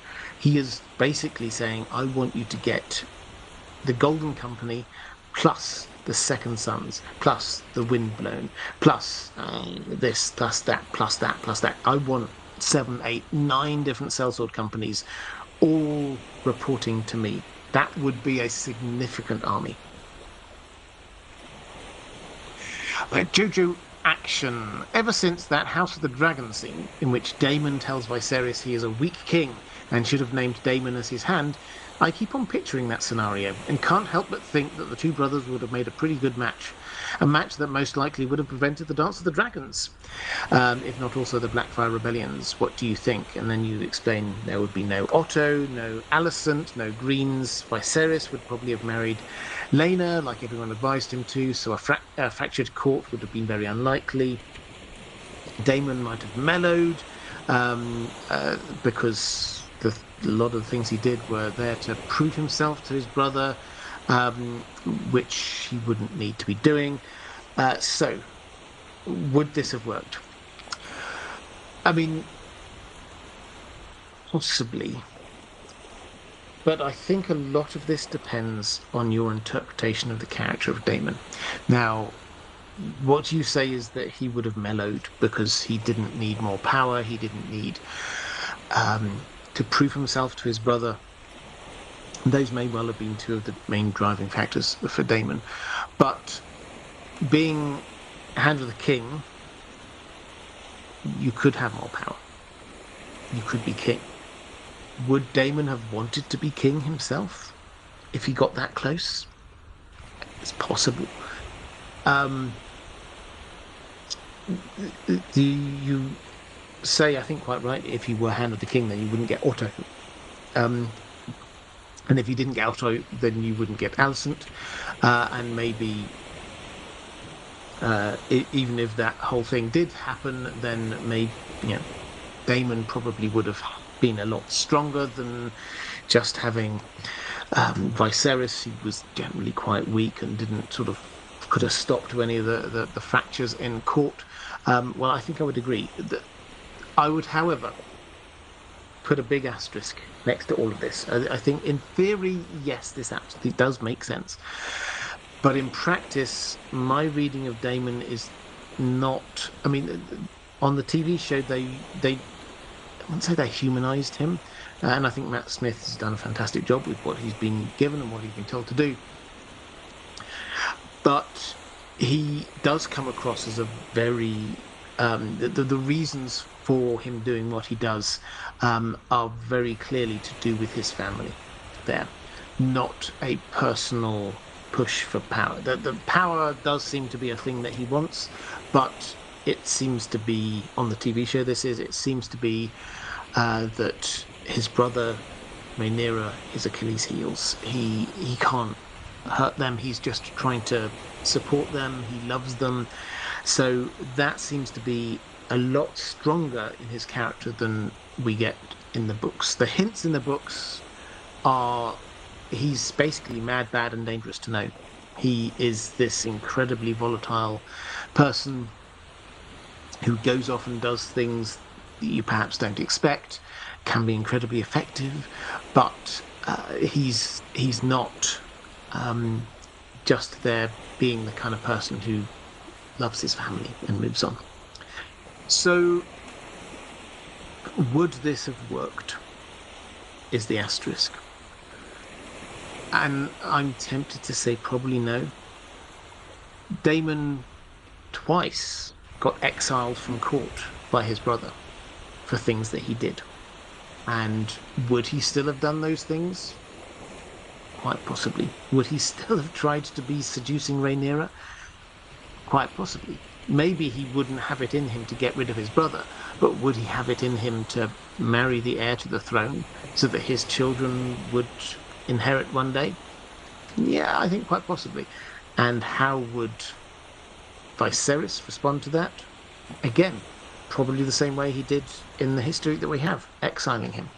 So I don't think it would have lasted for 20, 30 years.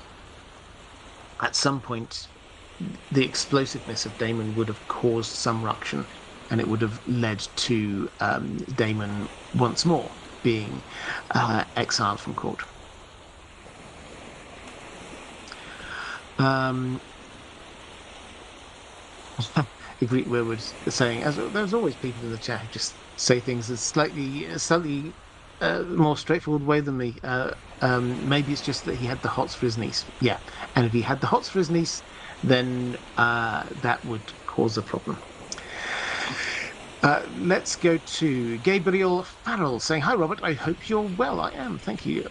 Something that winds me up a lot these days on social media, the many, many things, I know what you mean, is the constant attempts to stir up hostility between fan bases, particularly the A Song of Ice and Fire fandom and Tolkien fans.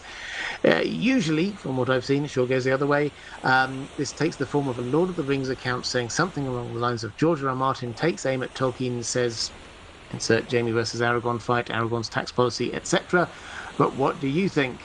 I appreciate that it's all algorithmically induced rage bait to get responses, but it winds me up. Particularly when you see Tolkien fans talking about what an inferior writer Martin is. Like I say, I'm sure it goes the other way too, with Martin fans criticising Tolkien.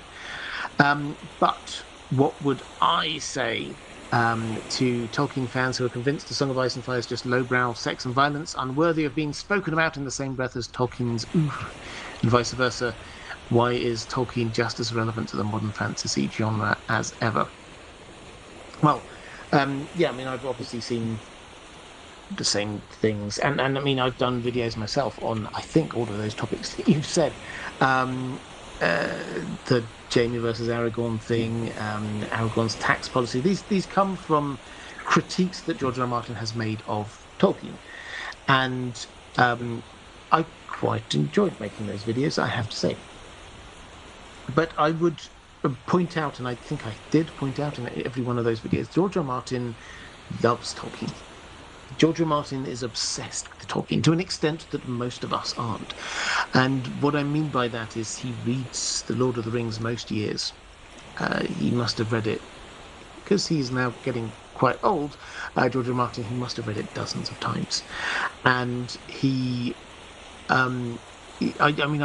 I struggle to think of, and I dare people to find, a long-form interview that George R. R. Martin has done about his writing where he does not wax lyrical about Tolkien in some way. Whether it's about the impact that Tolkien had on him personally, about the brilliance of the writing, whether it's the ending. He talks about the scouring of the Shire, the role of Frodo. He talks about so many different things in such glowing terms that if you have any respect for George R. R. Martin, you have to understand that he has the maximum respect for Tolkien. So I think that's the first thing I have to say. What Tolkien think about George R. R. Martin, I mean, it's an unfair question because Tolkien's obviously not around. But certainly, one way the love is definitely there. Now, what would I say to people who Tolkien fans? I mean, as you can imagine, I have these kinds of conversations quite a lot, and I absolutely 100% respect anyone who likes one writer and doesn't like another writer. That's entirely up to this. Art is a very subjective matter. So if one person likes one thing and doesn't like another, okay, that's your personal thing. What I would say is that very clearly to me, George R. R. Martin is an exceptionally talented writer. I I think you compare him to other fantasy writers in terms of the command of language, in terms of the layering of different aspects to the book, the hints, the foreshadowing, um, uh, the um, the characterization. He's right up there. So that would be a thing that I would say. That's just my personal take, is that I think that whereas enjoy the you might not enjoy the grimdark, and I completely get that. Some people don't. Um, as a talent, I personally think that it's quite hard to deny that George R. R. Martin is right up there.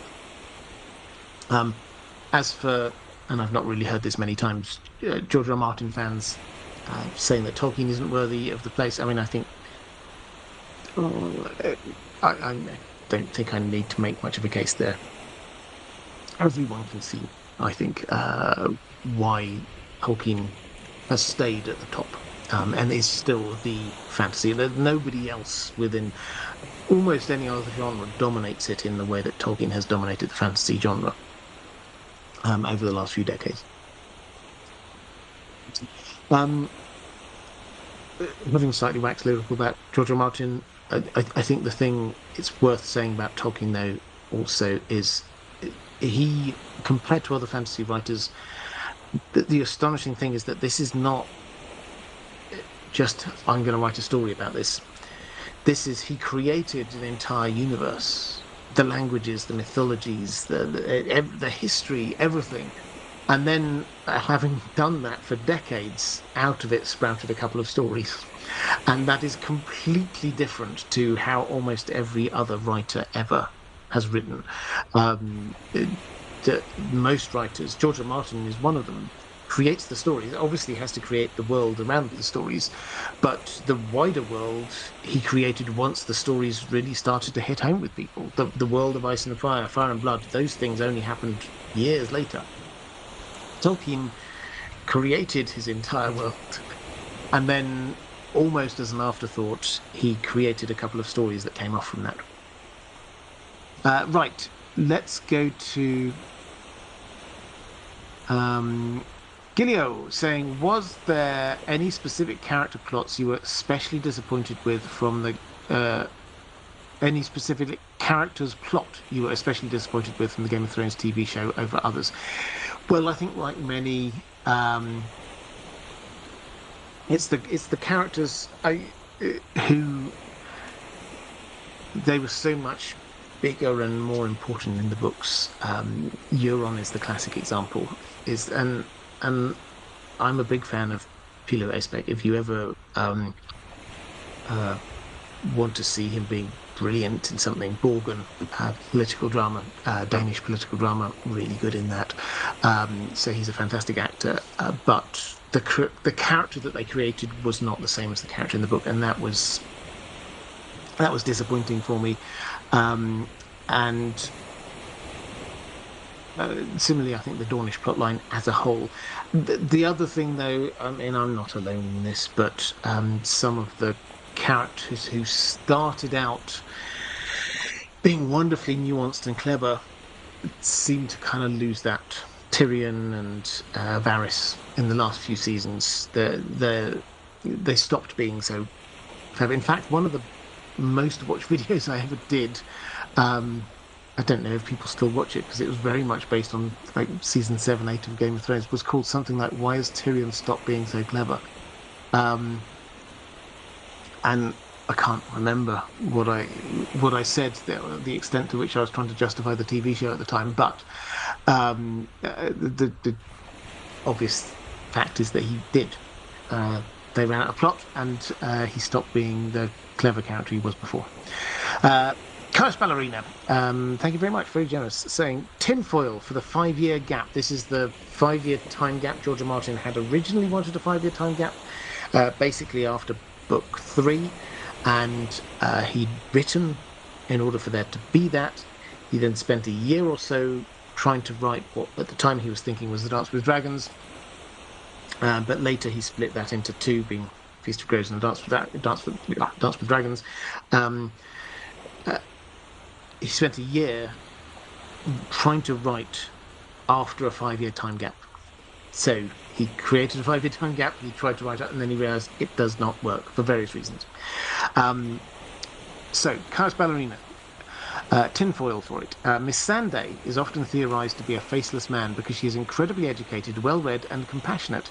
She is against slavery, thanks to her background, has allies in the Unsullied, and secretly works behind the scenes with the Shave Pate and his allies. A perfect potential leader. I think she was being set up to be Dany's successor in Meereen after she left for Westeros, not a faceless man.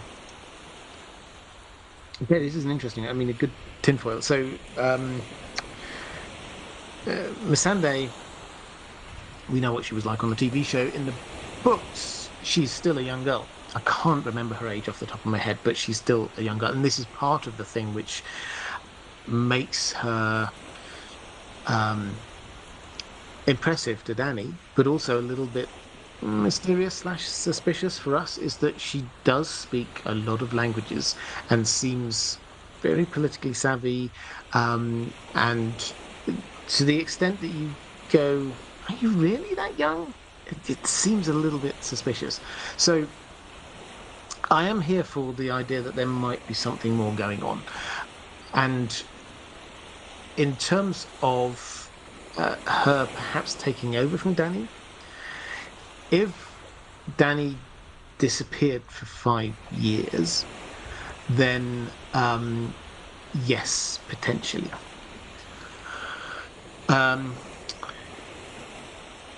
Sorry, if Dany, I don't think we're suggesting actually Dany disappears for 5 years. The time break for Dany would be ruling Meereen. So basically, the way, as far as we can tell, that George R. Martin set it up for her was she gets to Meereen, and then she'll rule for 5 years, at the end of which she'll be like, oh, well, that didn't really work out. Missandei would therefore be 5 years older. Dany then disappears off on Drogon. Drogon will also be 5 years older, therefore much bigger. And who can take over, potentially, Missandei? I kind of get it. It does sort of make sense. I do feel I want to do more of a deep dive into Missandei, because she is an intriguing character that we're never really, this idea that she might be a faceless man, I don't think I've seen any evidence that tells me that she is, other than these kind of like, well, she seems to know quite a lot for a child. So that feels to me like we're kind of like reaching for what kind of matches, what might work. Well, that would work. So maybe there's another solution. I don't know. It's good tinfoil because it goes into what I think is a gap here in the not in the narrative, but a gap in our understanding of what's going on. It's possible she is just very clever. In which case, fine, we'll just move on, and she'll be roughly the same character in the books as she was on the show. But the idea that there's something else going on there, it may be that gets lost without that 5-year gap. There are some things which may well have been lost because of the 5-year gap. So, yeah, I think it's one of those ones where George R. Martin would say, keep reading. Right. Let's go to question from Ranabir Mitra saying, salutations, Robert and Dan the dog. I hope you're well and excited for Sonny Lummons as our new goalkeeper. Yes, if we can reduce the goalkeeping errors, then that would be quite a good thing. Love to the moderators and to the fellow Patreon members. So, Question: have you come across theories in the fandom or past Reddit posts claiming that the others are shadows, as in the icy version of Melisandre's shadow babies? In the prologue, the phrase "twins to the first," and George R. R. Martin's statement saying that he is not sure if they had a culture when an artist asked him to describe the others, and he used the word "she," adds credence. That's the she, not as in female she, but as in the fairy people of like more kind of Irish mythology. Basically, in a fantasy world where ice and fire are dual complements to one another, is it not possible that if Melisandre's ritual below Storm's End was carried out using ice magic instead of fire, then the resultant shadow babies are basically the others? So, yeah, there's a lot going on here. First of all, the culture thing. Yes, this is something you can Google. This is something George R. R. Martin did say a long time ago. When asked about the others by an artist, at what sort of culture they had, he said, and I don't have the exact quote in front of me, but he said something along the lines of, well, I'm not sure they have a culture as we would understand it. And then he talks about the she, Sidhe. So basically the fairy, and this is like the mysterious, not Disney fairies, it's kind of mysterious, almost ununderstandable elfin figures in a slightly from a different realm who come and steal babies and have their own agendas, that kind of trickstery being. And I do wonder, and we just have this quote. I wasn't there when he said this, so we just or probably staring over his shoulder while he was typing it. I do wonder whether we kind of like overinterpret that, because clearly, even from the very first, there is a culture of some kind. We see them in the prologue for book one, and and we're told about them laughing, some of them stepping back to allow one person to do something. We're told that they've got armor, they've got swords, so clearly there's some kind of smithing going on. There is what I think you and I would probably describe as culture there. There is a civilization of some kind. I think what he's trying to get at there is that this is different to our understanding of culture. This is different to our understanding of what human life is like. They are a different type of life, and as a result, us trying to superimpose human ideas onto them, that doesn't quite work. They should be mysterious. I think that's what he's saying there. Now, as for the shadow babies thing, you sort of go on in the second part of this talking about the 3-page draft that George R. R. Martin had, the original 3-page draft that he had for the Song of Ice and Fire trilogy. He described the others as the Neverborn. If you imagine what happened with the shadow babies birthed from Melisandre, we can surmise that George is keeping this concept of the Neverborn alive in the story via the shadow babies and minimal exposure we see of shadow binding. Do you agree with my hypothesis here? The fandom has an understanding that George abandoned the Neverborn idea from his original outline, but I claim he has not. The others are simply the ice version of what we saw with Melisandre. This gives even more credence to the toy that we were mentioning ago, the sort of figurine that George R. R. Martin has sanctioned around an ice Melisandre. Okay, so we will come to shadow babies in just one moment, but I think this Neverborn, which is a word, a phrase he used, I think is an interesting one. Because it implies that they were not born, they're not like a race like normal humans that have been sort of like, there's a mummy other and a daddy other, and then they fall deeply in love, and then they emerge as a little baby other. That's not how this works. That seems to be what he's suggesting here. They come into being or came into being in another way entirely. So what might that mean? Well, I think that means we can't immediately dismiss. In fact, I think there's the suggestion that this is in the right ballpark. That this idea that we have that on the TV show where they were created, the Night King, as they had it, was created by the others by plunging the dragon glass into the heart in front of the weirwood tree and doing some magic at the same time.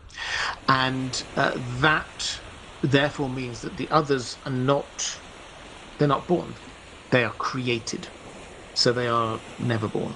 That is one possibility. Another possibility that I've not really explored, but I've often wondered about is, might they have been brought into this world from their own realm in some way, which plays with this idea of the Sidhe, the fairy, who have their own realm, and then they sort of come into the human realm every now and then for their own purpose. Might that be what it is? Might they just be eternal beings who always have been there, and just the gateway has been opened for some reason? So there are plenty of ways. I personally don't buy into the idea that George R. R. Martin has abandoned the never-born concept. I think the never-born concept is actually pretty central to our understanding of what the others might be. I think it explains that they're not just generations and generations and generations, which again, it kind of matches up with what George R. R. Martin seems to be pointing us towards, which is the fact that the others that we've seen are male, with possibly one exception in the legends of the Night Queen. So, all of that said, how does that link in with the shadow babies thing?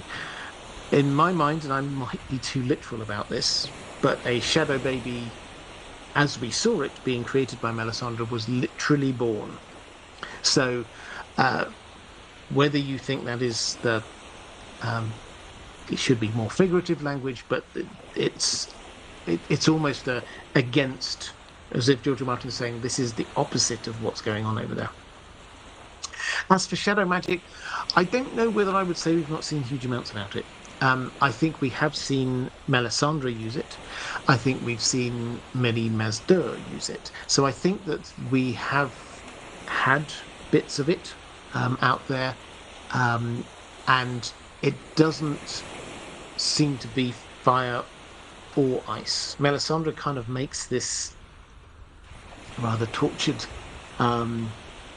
analogy about, how do you get shadows if you don't have light and fire?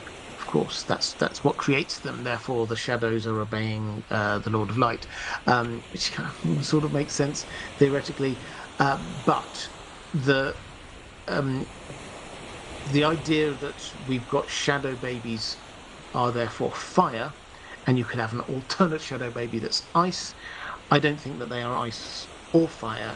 I think they're shadow, if that makes sense. A reflective rambling question picking up. Thank you very much. I love it when people do this. And Brian Valco saying, what's your own personal predictions for Jane Westerling? Right, so Jane Westerling is Robb Stark's widow.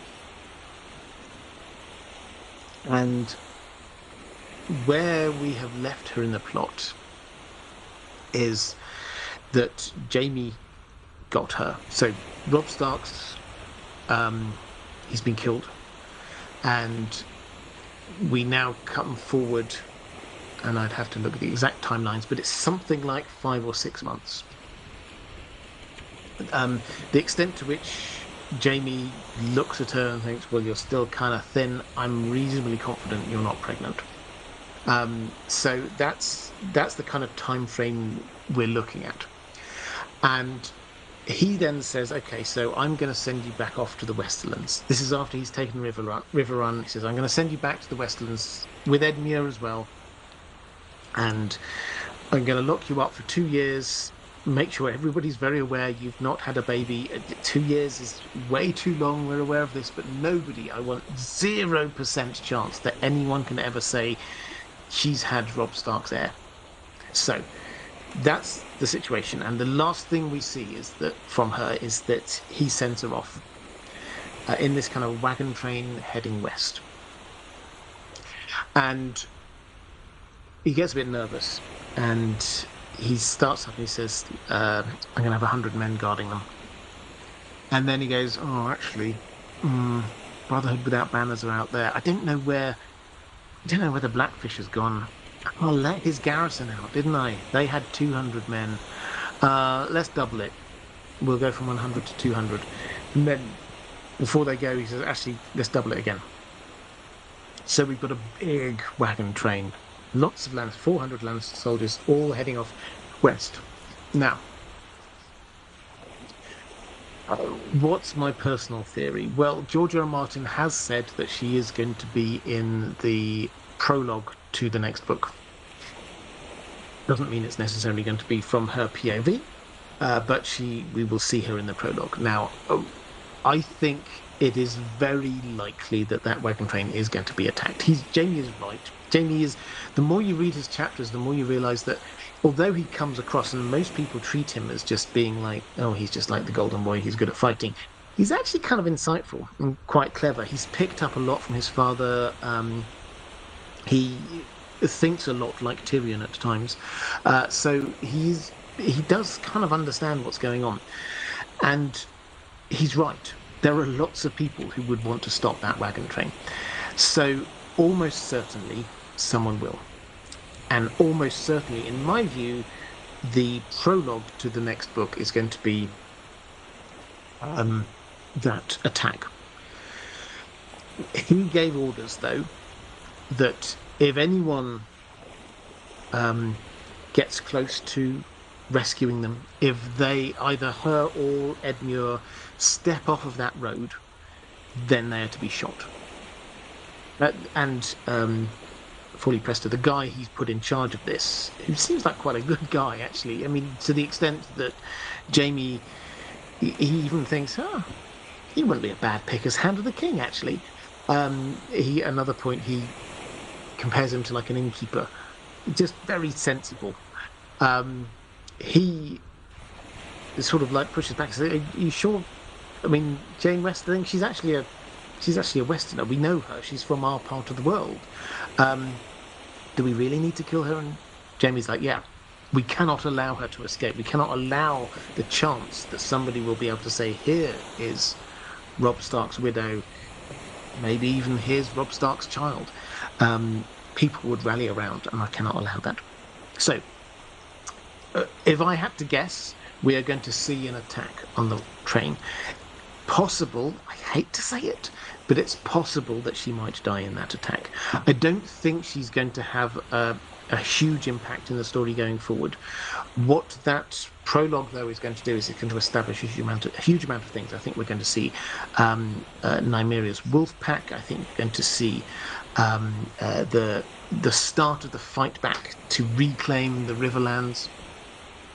I think we will start to see issues about the succession, the Stark succession raised as well. So I think we're going to see a whole load of things. But first chapter, 50-50 chance she might die. If she does survive, I don't think she's going to play a huge role going forward. Sorry.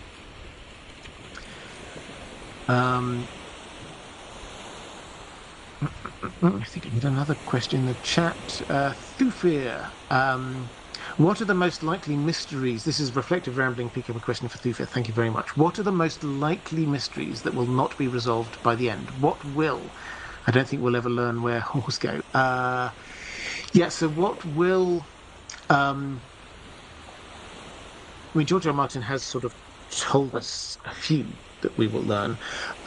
For example, I'm currently writing, because people do ask about this a lot, I'm currently writing what happened to Tyrek Lannister. And spoilers, I always spoil my videos in advance. George R. R. Martin did say we will find out later on. So that's one we will find out about.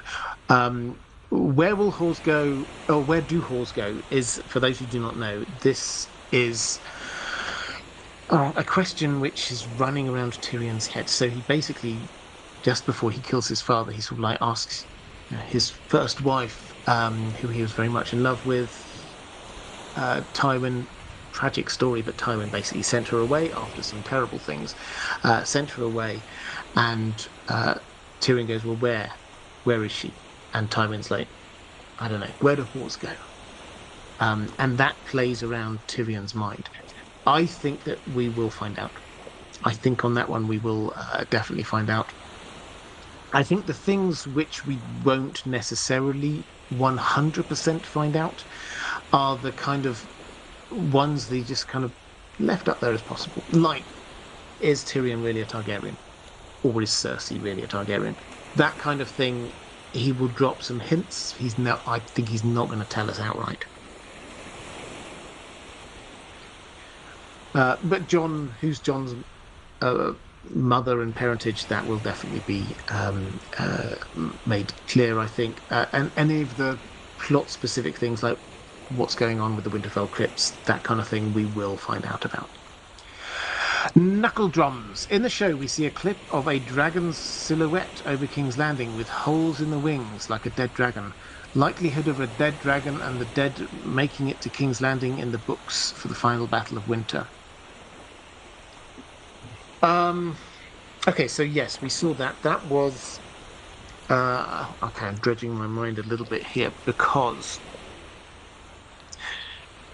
that image, and you'll remember the image that we saw of a dragon, we saw it from quite early on, of a dragon shadow going over King's Landing. That was connected in the showrunners' minds when they were wanting to do the kind of like the end point of when Dany burned King's Landing. They wanted to tie this in with the idea of the Mad King, who's the burn them all kind of thing,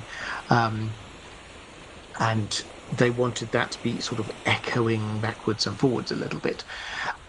We don't know exactly how they're going to handle that, but they sort of abandoned that idea and just went for the simple one. So that's where that image originally came from in their minds. Does this... are we going to see a dead dragon and the dead making it to King's Landing in the books for the final Battle of Winter? My instinct is no, not to King's Landing. The others, there are a few places where we could see the others, because they're kind of connected with it. The wall, clearly, and they will breach the wall in some way. The wall has been set up as the barrier to the others, so they have to come up with it and get past it somehow. Winterfell is set up as being a defensive structure in some way, with the crypts and things like that. So that is another place they will clearly, I think, get to. And then we get the Isle of Faces, which is, as we've already discussed, we don't know all the details, but the hub of the Weirwood network in some way. And if it is, then, and if the others are inextricably connected to the Children of the Forest in roughly the way we think, that makes sense for them to be going there. So that seems to be the lowest bit of Westeros where we've got some kind of imagery. That Dany did at one point have a dream of the Trident and her on seeing these sort of ice figures, and she's flying above on Drogon. But that seems to be more in the context of, yes, a little bit of Azor Ahai imagery, but also a linking into Rhaegar. This is thinking about the Battle of the Trident. So, I think probably they won't get that far. A dead dragon is an interesting one. Clearly on the show we did have a dead/ice dragon. The others aren't going to get that episode. Going beyond the wall, the Night King throwing the javelin, the chains pulling, all of that. The showrunners have said they came up with that. That was their idea. The idea that the others, the White Walkers, should get a dragon. That was their idea. So that did not come from George R. R. Martin. there is a strong possibility, we've talked about this in other streams, there is a strong possibility that Euron might get one of the dragons. And Euron is playing with, and particularly as and when he hooks up with Cersei, with kind of death magic. So it's not beyond the realms of possibility that we get a sort of a dead dragon. But it's not a definite by any stretch of the imagination. Sir Tony Snow, what story arc or scenes or set of scenes are you most looking forward to in Winds? For me, it's how it left off with Jaime and Brienne. Yeah, I mean, I'm fascinated by what happens there. I think, I mean, it's kind of hard to just pick out one or two. I always enjoyed Tyrion's chapter. I mean, let's go with whose chapters I enjoy. I always enjoy Tyrion's chapters, and the meeting, as we were talking about a bit ago, the meeting between him and Daenerys is going to be absolutely fascinating. How that works out.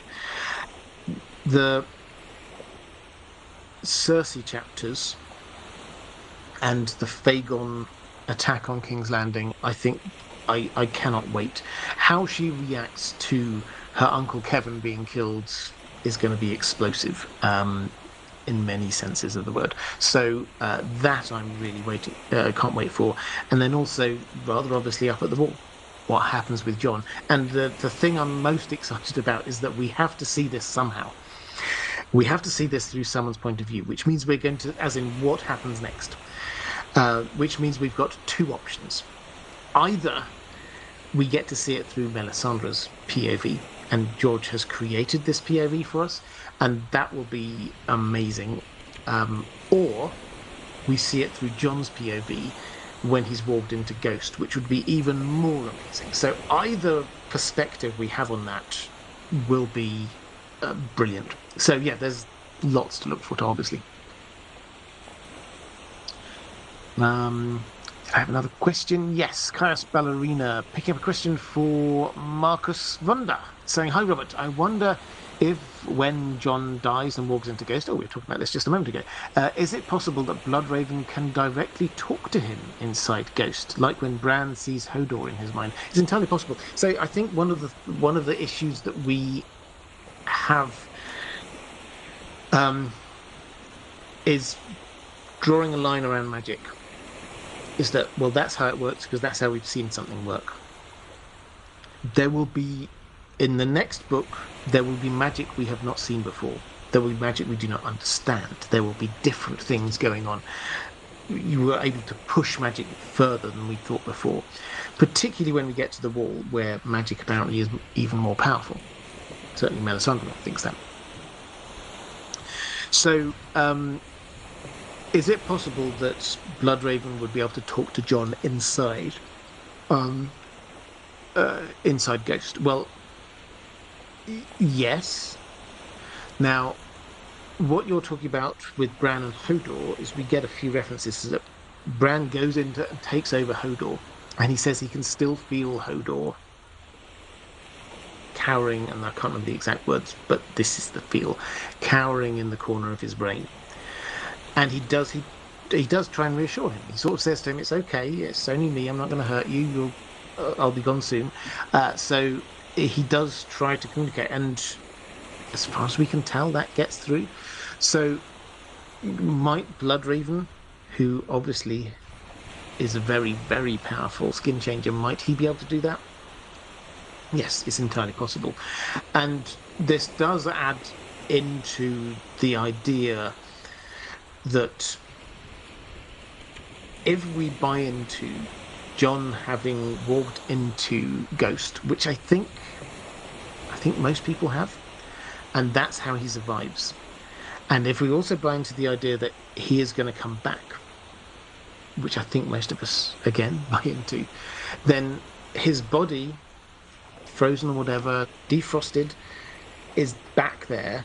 Somebody has to nudge him back into the body, because he very probably, this is one of the things we get from Varamir Sixskin's prologue, he probably won't want to go. He'll probably be very happy there in Ghost's body. So Bloodraven, my best guess at the moment is that Bloodraven, when he sees that the body is ready, he will push John out of Ghost. So he has to go back into his own body. The extent to which we see him communicate with John is a different matter. But I think he will be there and make have a significant contribution, let's put it that way. Okay, question from Phantom Earth saying there's a lot of notable appearances of comets in the Song of Ice and Fire world. What do you make of this? Could this be to do with the unstable orbit of Planetos? Well, I think there are two things here. The first is that George R. R. Martin tends not to like discussions of unstable orbits and things like this. He, a number of times, when it's something has been put to him about the unbalanced seasons, and someone says to him, "Are the seasons unbalanced because Planetos, the world that we're on, if you didn't know it's called Planetos, that's the name that we generally give it. Is that because Planetos is kind of like wobbling like this in its orbit, or it got knocked out of the way, and so it's got like a weirdly shaped orbit? Is that what's going on?" And every time George R. R. Martin says, no. You're looking for a scientific explanation. There is no scientific explanation for the seasons being out of balance. This is a magical world. There's a magical explanation.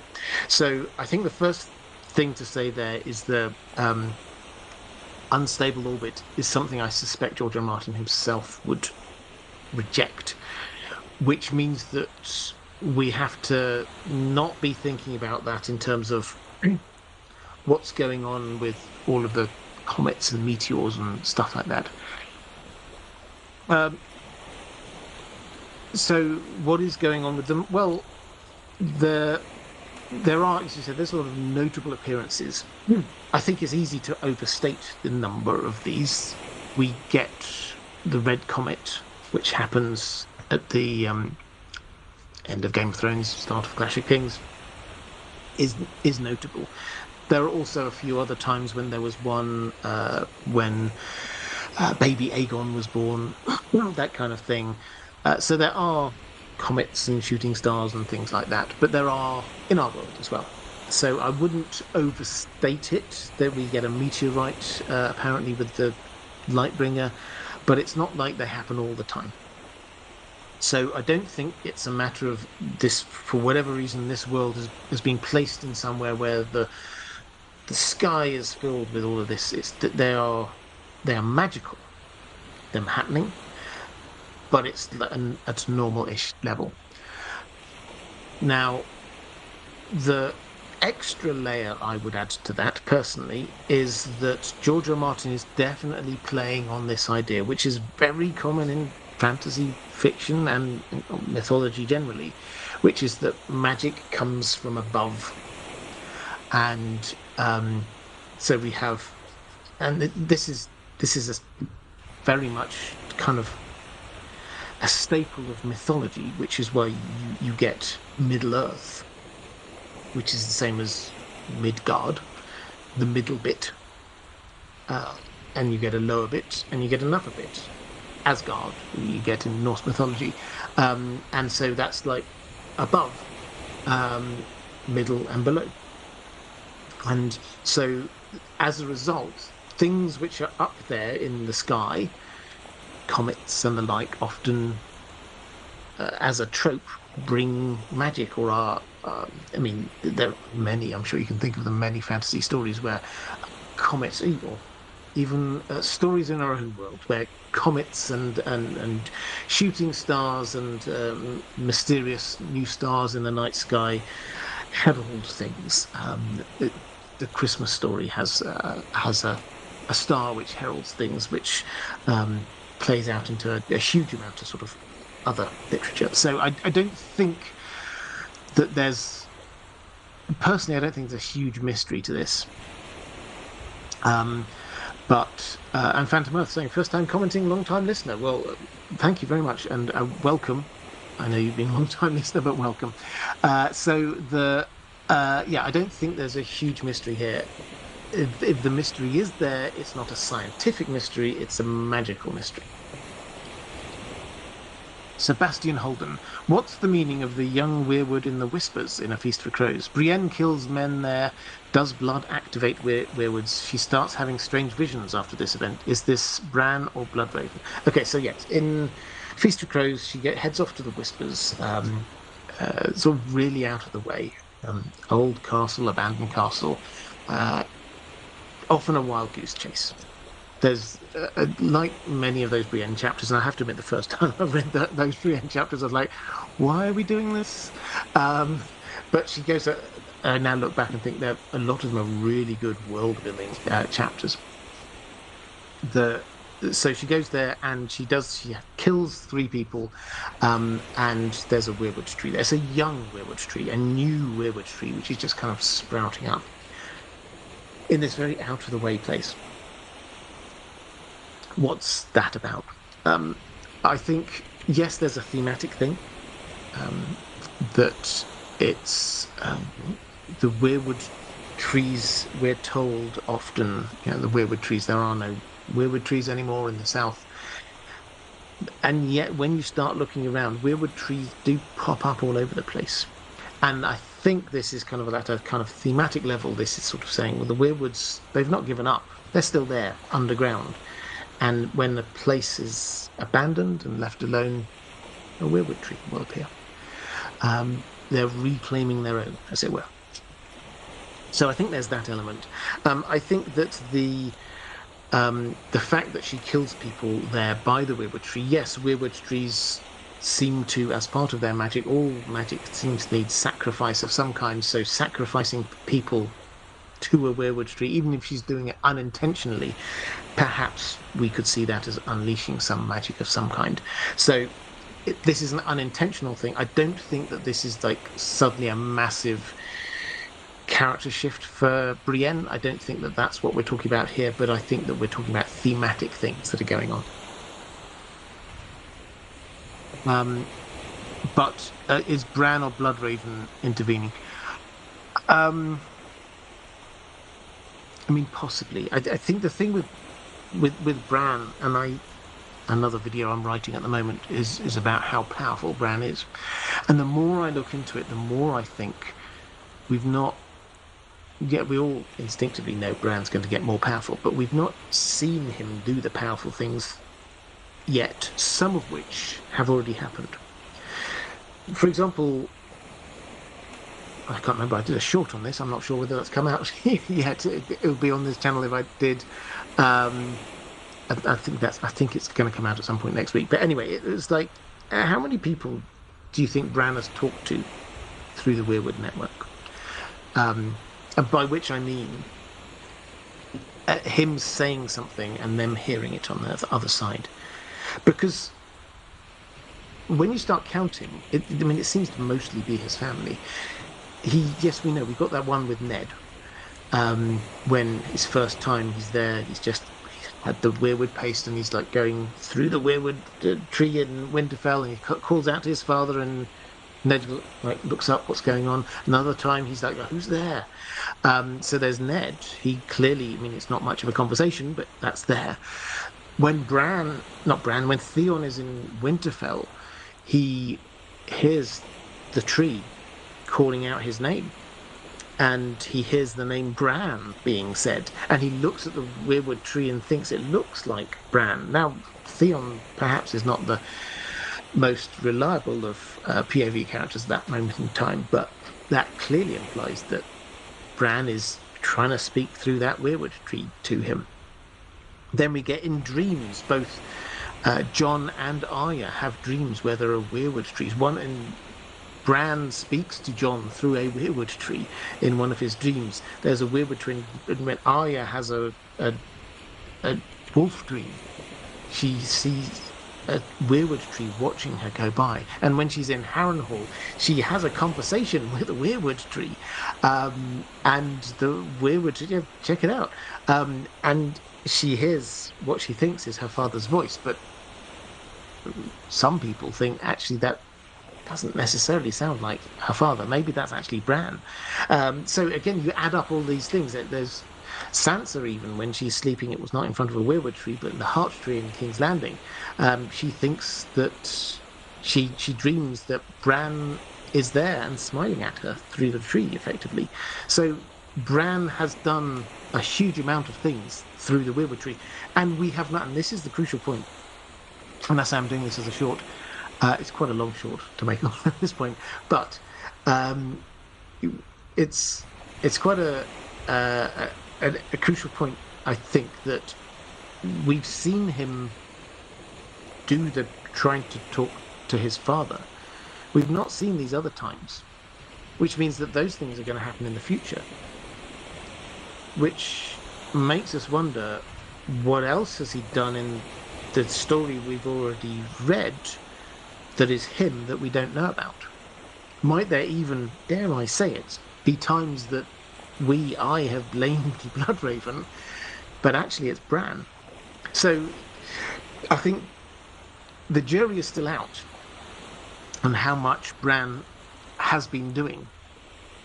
He is going to be very powerful and he will be doing a lot of manipulating, but we just do not know what yet.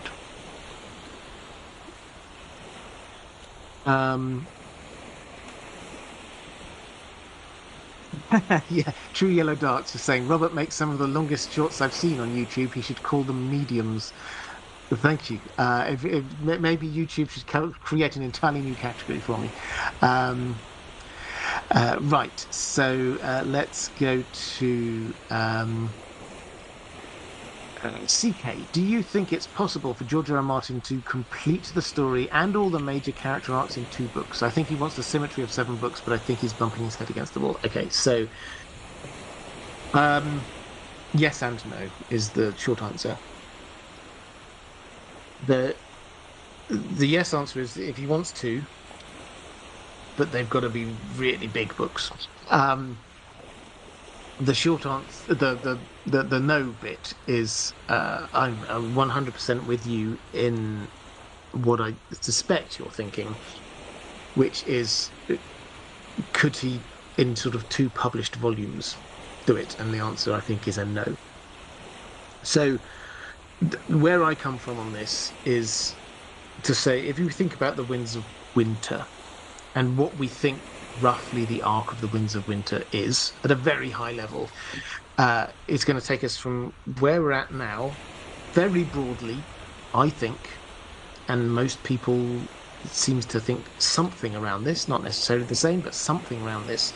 It'll take it to roughly the point in time when Dany has arrived in Westeros, perhaps landed at Dragonstone with her invasion fleet. And the others maybe have reached the wall. So that's the kind of the point at which we're going to get at. And we've got a lot of story to pack into that. We've got all of the Fagon stuff going on. We've all got the Dornish plot, whatever's going on up in the north, the Riverlands. We've got lots of plot to fit into that. And that is the next book. That, based on my figurings out and what George R. R. Martin has said in the past, when he sort of said, I'm 75% of the way through, I've done 1,200 pages. We're looking at 1,600 pages, which is going to be broken down into at least 2 volumes, maybe even 3 volumes. So already we're saying we've got 1 more book, which is going to be broken down into 2 or maybe even 3. Then you say, can he finish off that story in 1 volume? And then you have to think, well, what has to happen in that? A lot has to happen. We don't know exactly everything which is going to be having to happen, but we assume that Jon and Dany have to meet. We assume that we have to get to the end of all of these, the Fagon plot lines. We have to have the others dealt with. We have to have the dragons dealt with. Euron has to. Is that going to be done in 1 book? Again, I maybe. But you'd have to break it down into several shorter volumes. So, is it possible? Yes. Do I think it's possible that he might turn around at some point and say, well, I've been thinking about this. Actually, it's not going to be 7, it's going to be 9. it would also make sense to me.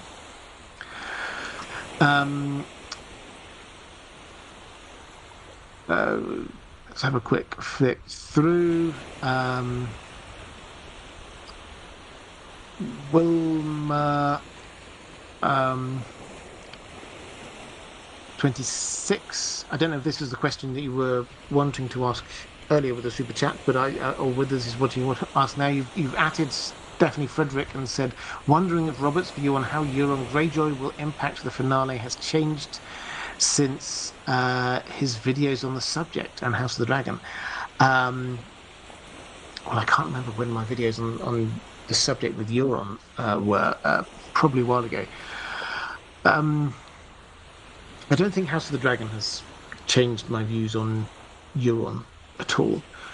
And I think I'm still of the view that he is the most likely Saruman figure in this, by which I mean we've got the scouring of the Shire, which George R. Martin has said that's sort of his template for how he wants the A Song of Ice and Fire to be ending thematically, not in terms of reality, but thematic, not in terms of detail, but thematically, which means our heroes have done the big battles and things like that, and then they kind of turn around and heading back to home, but before they can make everything right again, they've got one final baddie that has to be dealt with, a bad guy that has to be dealt with. So that's the idea, and Euron kind of fits that bill for me. So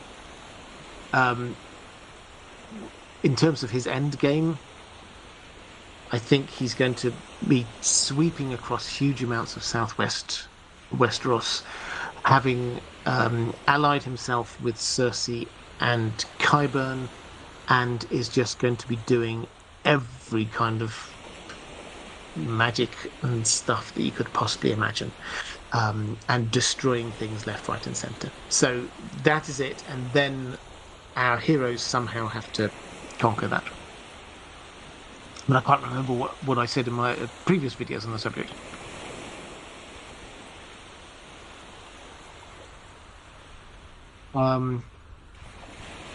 Stephen Donnelly saying it is painfully tantalizing to think there are actually 2 physical books worth of material already in existence, albeit unedited. Not all POVs done, and some of those chapters already released. Yeah. I mean, there's he has done a lot. He has done a lot of writing, and yeah, we will see it at some point. We will. It's frustrating, but the fact that we've got so many pre-release chapters is because I don't think we're going to get any more. But I think that there's it has to be a good thing that's there. Okay. Corvus Art saying, is the Scouring of the Shire about a final bad guy or using the skills they developed over the story? It's about both. But it's using the skills they've developed and the growth that they've had during the story, and with a bad guy who is there, who is preventing them from getting the rewards and the going back home. So that's what it is. So the focus is not on who the bad guy is. The focus is on our heroes, but you do need a bad guy, if that makes sense. Oh, right. Callie Summers, other cultures have long night equivalents, but now the others are only in Westeros. Will we hear of other rumours, or is Westeros special in some way? I think we will hear of other rumours. Yes, so rumours of what we had in the first long night was, and the legends are different, but coming down at the sort of the far east of northeast of Essos. So, do we expect that? I mean, legends, rumors, yes, but I think that's all we're going to get really. By the end of the Winds of Winter, the action will be all focused over on Westeros. We've got 2 sets of action in Essos at the moment. We've got Arya in Braavos, and then we've got Dany, who was in Meereen, but obviously is now up in the Dothraki Sea. But will be returning there. So once those two hubs of action have moved over to Westeros, we're just going to be hearing rumours from Essos. CK, do you find it odd that magic during the height to the Targaryen dynasty is almost unfelt, but in the current series with 3 dragons, we're talking about wargs, krakens, blood magic, and the others? To an extent. So during the height of the Targaryen dynasty, if you're talking about things like the Dance of the Dragons, we didn't really know what was going on over in Essos. And so there might well have been a whole load of magic going on there. As for Krakens, we get several mentions of them in Fire and Blood. For example, as for wargs, they clearly did appear. We get Bloodraven. And up north of the wall as well, but they had to be in secret south of the wall because people found them quite suspicious. It's only really that the Starks and nobility that people are not really pushing them on it. It has to be said. Blood magic and things.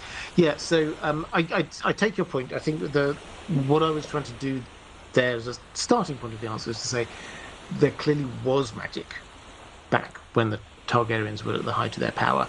There were magic-y things going on. Certainly, if you take the generation around Bloodraven and when he's in power, there's a huge amount of magic going on. He's a magic user. Shira Seastar's a magic user. We get Eddys the First, who's researching it would appear into magical things. We get Aemon talking about all of his brothers had dragon dreams. So there's a lot of magic-y stuff going on at that time.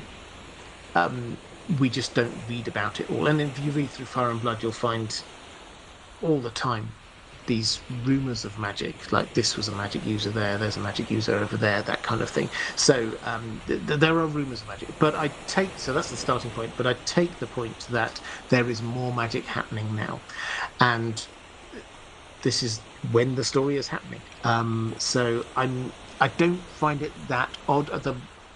The ambient, I talked about this briefly earlier, the ambient level of magic in the world has gone up with the reintroduction of dragons, which means that we get glass candles working, which means we get fire mages and Karth being able to do more impressive magic. The pyromancers saying, hey, any chance of dragons being born around here? Because our fire magic is a lot easier these days. So it's the return of the dragons has allowed a whole lot more magic to happen. Right, and let's go to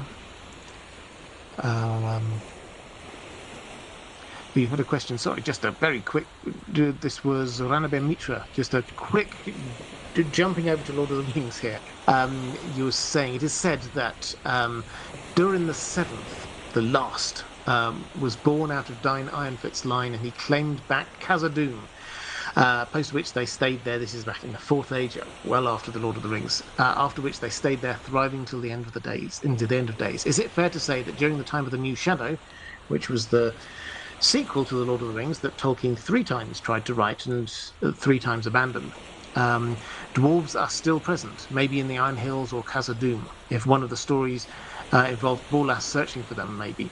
Basically, as the dominion of man increased in the 4th Age, how long do you foresee the remaining dwarves lasting in Middle-earth? So, the way Tolkien writes it, and he deliberately doesn't major on the 4th Age, he deliberately doesn't give us huge amounts of detail about this, is that the 4th Age is, as you say, the dominion of man, which means that the magical things are going. Smaug has already been killed. The elves have headed off to the west. Sauron and Saruman have gone. Gandalf has returned. The orcs are basically all wiped out. So all of these magical creatures and beings are gone, and so humanity's there in charge. The dwarves, however, they're not going anywhere. The way that Tolkien writes is basically they just keep on digging and delving deeper and deeper, and they're not talking to the outside world, so they get lost to myth and legend over time. And that's what he's saying. I mean, it's probably worth pointing out that Durin the Seventh was the king of Durin's folk, the Longbeards, which is the one of the seven clans of dwarves that we know the most about. But we shouldn't forget that there are other clans of dwarves out there who will have their own stories. In particular, there are four in the east that we know almost nothing about. But I think the implication is that they, like Durin's folk, just returned to doing what dwarves do. And so Durin, we're not told exactly when Durin the Seventh retakes Khazad-dûm, but I think it's something around the year 130. And then after that, they slowly fade. Nuclear Eagle Fox. My tinfoil theory is that Ghost is from a different litter from the other wolves. Explains why they didn't find him at first and why his eyes are open. Yeah, it's an interesting theory. So he was apart from the other wolves. I think the implication that George R. R. Martin is wanting us to go away with is that he was like the runt of the litter. And so that's why he was different, and he had to be kept apart because of thematically John was seen to be different. The fact that if he did, and this is where I'd like this bit of tinfoil, if he was from a completely different litter, that actually symbolically makes more sense for John, because if that is his direwolf, then yes, he's related to the other ones, but it's not from Ned, as everybody assumes. Yeah, I like it. I don't think we will ever find out, but it's a nice little theory. Okay, let's go to Commander Ray. I was wanting to talk about the prologue of Book One and how it foreshadows much of the larger plot.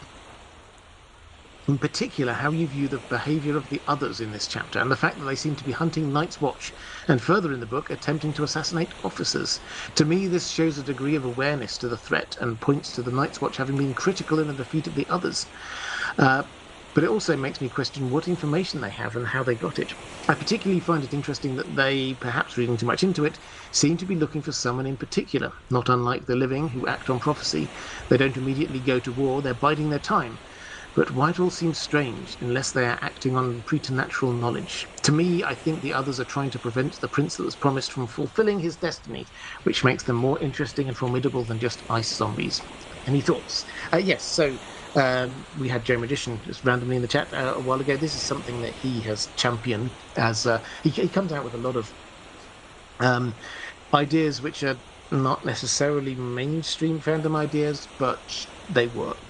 And they kind of challenge a lot of what we think. And so he has definitely, do go and check it out somewhere. I'm sure there's a video on it. He has got this idea that what the others were doing in that prologue was testing to see whether Waymar Royce was perhaps Azor Ahai.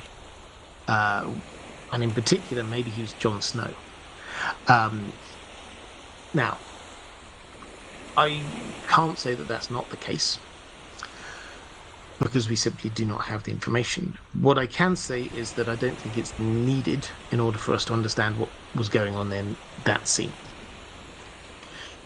What happened, just to kind of remind you, is that so Waymar Royce is there, they've discovered the bodies have gone, suddenly gets very cold, and then the others kind of emerge, and he's there, and he's got his sword. And they kind of form this semicircle around him, and then one of them comes forward and starts fighting. And then his sword is so cold, it breaks Waymar Royce's sword. They all laugh, and he goes in for the kill. That's a very high level, that's what happens.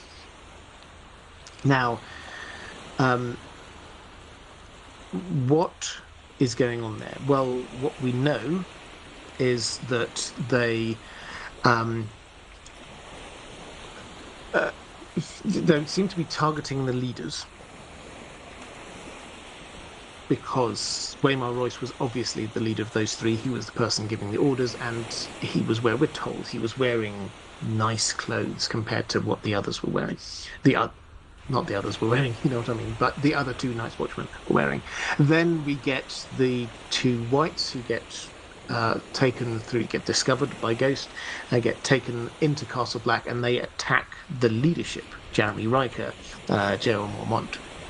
And then obviously we get seemingly targeted hits on Benjen, so Benjen's group. So they do seem to be hunting for the leaders of the Night's Watch. And then the other thing we know is that the sword was important. Waymar Royce's sword is important. The fact that it broke made them happy in some way. We don't know the psychology of others, but they seem to have been laughing. They seem to go, great.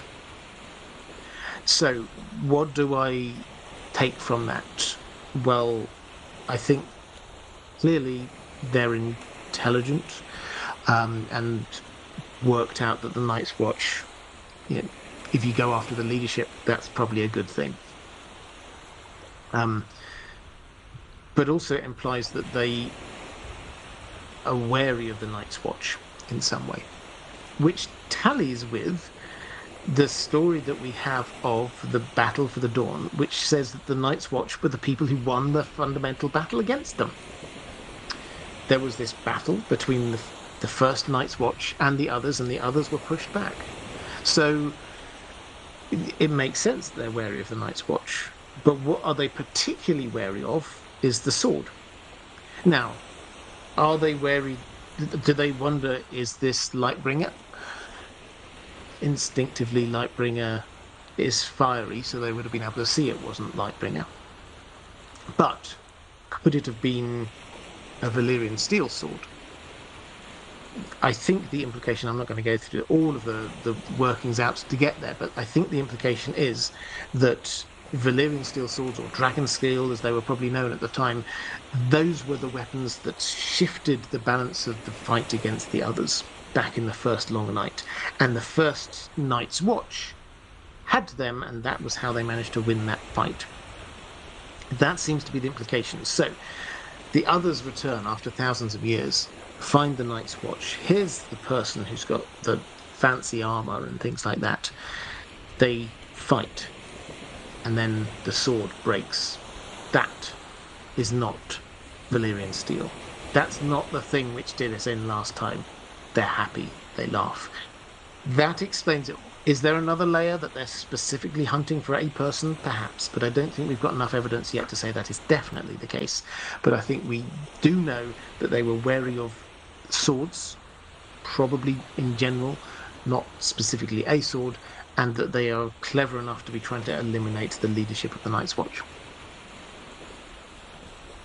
Hyos Ballerina, what do you think Orain Waters' goal is? Just plundering? Will he eventually meet up with Dany? He is a dragon seed after all.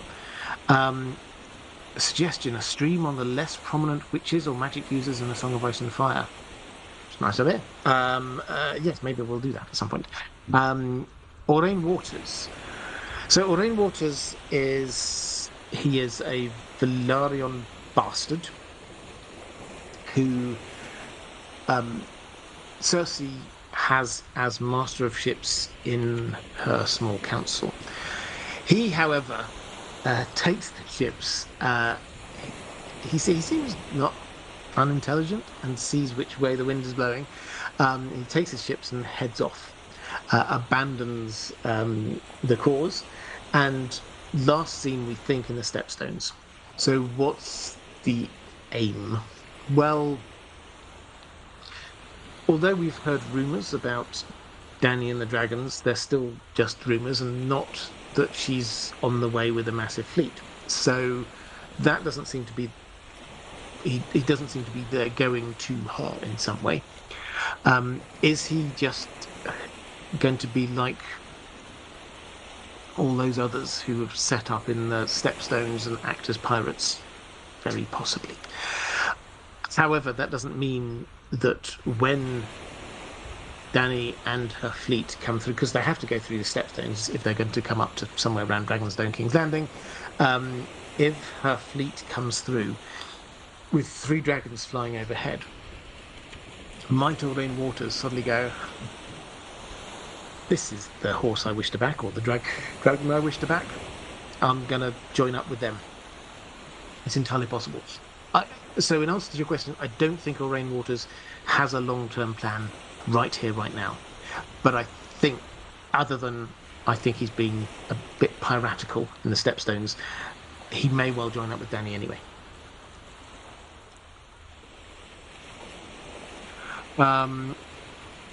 Let's go to Magmafrost. Question. Something has been bothering me for a while that took place during the deaths at Winterfell in the Dance with Dragons. So there are 6, 7 murders. As I say, I've literally just finished doing a video on this, which might be coming out tomorrow. Maybe Monday? I can't remember. At some point soon. A naked dead soldier is found, and we are told, quote, Sir Aenys put it forth that the man had drunk too much and gotten lost in the storm, though no one could explain why he had taken off his clothes to go outside. In real cases of death by hypothermia, a phenomenon called paradoxical undressing sometimes occurs, where the afflicted brain mistakenly believes the body to be too warm, so the hypothermia sufferer undresses. And of course, alcohol, which dilates blood vessels, makes people more susceptible to hypothermia. So how is it possible that no one in Winterfell, which implicitly includes a maester, could explain why this man was naked at the time of his death? Given how common death by hypothermia must be in northern winters, I find it hard to believe that this phenomenon is unknown in Westeros. Aenys Frey, sure, but there's plenty of Northmen in the castle who should be able to fill him in. Is the answer just that George doesn't know about it and accidentally described a real thing that happens? This doesn't feel like a good answer to me. So, I think there's a better answer, which is that he was murdered. And I think this particular murder, we're sort of hunting for the murderer in Winterfell, this particular murder was almost certainly done, I think, by Mance Rayder's spearwives, probably Holly. And why do I think that? Because that night, Holly comes to Theon very seductively, literally twirling her hair and sort of saying, hey, why don't you and me head off somewhere? I'd quite like to go to the crypts of Winterfell. Do you know where they are? It's really sexy down there. All those dead kings looking at you. And I'm not exaggerating. That's almost word for word what she was saying. And Theon just is like, well, that's not happening. And also, I don't know what's going on here, but I don't want to deal with it. And he just like makes his escape. The very next morning is when they find this body of I think it's the squire to Aenys Frey, and he's found in the lich yard, naked. Now, why do I think that's therefore Holly? Because she is coming on very strong to people in Winterfell who might know where the crypts are. Theon does know where the crypts are. Almost nobody else does, because the population of Winterfell at that time is not the normal population of Winterfell. The normal population of Winterfell have all been carted off down to the Dreadfort, and the people there now is House Bolton, House Frey, and the other northern lords who've been gathered there to pay fealty, effectively, to the Boltons. Why would Mance Rayder want to get access to the crypts of Winterfell? Well, that's an entirely different video, but he definitely does seem to want to. He and his spearwives are also trying to get access to fake Arya, because that's their ostensible mission when they're there by Melisandre, is to get her out and up to Castle Black, to Jon Snow, because Melisandre thinks that this is the only way they're going to get Jon Snow's trust, is by bringing him his sister. It starts to get a bit convoluted, but they want to find out where the entrance to the crypts of Winterfell is, which you might think, it's just there, it's a door. It has been snowing really hard at Winterfell, really hard, to the extent that the snowdrifts are outside the wall. They're 40 feet deep, which is like over 12 meters. So when Theon does eventually, he tells Barbary Dustin where the entrance is. It takes 2 men, I think, half an hour just to dig out all the snow to uncover the door. So basically, it's been snowed in, and nobody knows where this is. And visibility outside is so bad that Theon can barely even see his hand stretched out before him. It's really bad. So it makes sense to me that she's been flirtatiously trying to get people to tell her where it is. If this drunk guy thinks to himself, well, I've got a chance here, and she's there going, could you show me where it is? Where would he start to look? He would probably start to look in the Lich Yard. It's the graveyard. Where else would the entrance to the crypts be? So he's gone there. He thinks, we can read between the lines on what he thinks is going to happen with him and Holly, but at some point she will realise this guy doesn't actually know where they are. And that's when she can dispose of him, because she doesn't want anybody knowing that she's trying to find out where the entrance to the crypts is. So that is what I think has been going on there. In answer to your particular question, why is it that nobody thinks, oh, well, maybe this is what's going on, people have undressed because of that? I think there's 2 answers. First of all, I think the actual reason he's undressed is because he thought something was going to happen with Holly. But what you said quite rightly is that, so he's the squire of Aenys Frey. Aenys Frey is just like, he's a drunkard, that guy. He could just do it, and he doesn't know the North, so he would have no reason for knowing that sometimes these things happen. Almost all of the Northern Lords around him are pro-Stark, and they do not know exactly who's doing these murders. By this point, this is the 2nd murder, I think, or 2nd mysterious death at least, but they know things are happening, and so they would have no interest whatsoever in sort of suggesting anything. If Aenys Frey has already said, oh, he just got drunk and went outside, and people seem to accept it, fine, we'll just leave it be. So I think that's what's going on. I don't think there's a big mystery here. It's just that the Northern Lords don't wish to draw attention to suspicious deaths. Beazle Buzzle, good name. And saying, hi Robert, do all seasons fluctuate in length? Is it only summers and winters? I'd never heard of long springs or falls, only summers and winters. So it's mostly summers and winters is the answer, because they're the most obvious.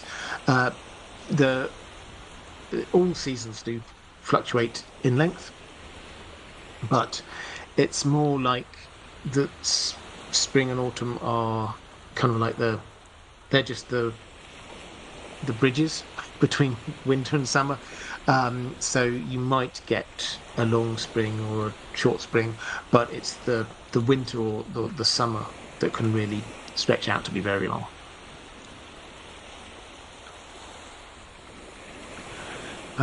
For my peoples, speaking of a dragon seed, was there a purge in King's Landing in Dragonstone post Robert's rebellion? We're not told. The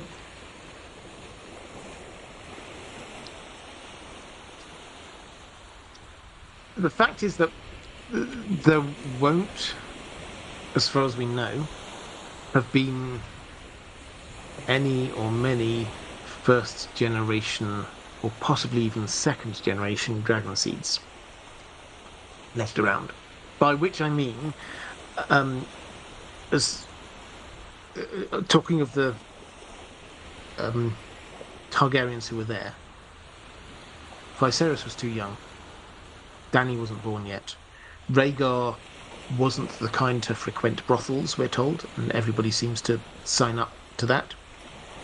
His father, Aerys, certainly did play around a little bit in his younger days, but then after that, he lost lots of children, and he then seems to have stopped.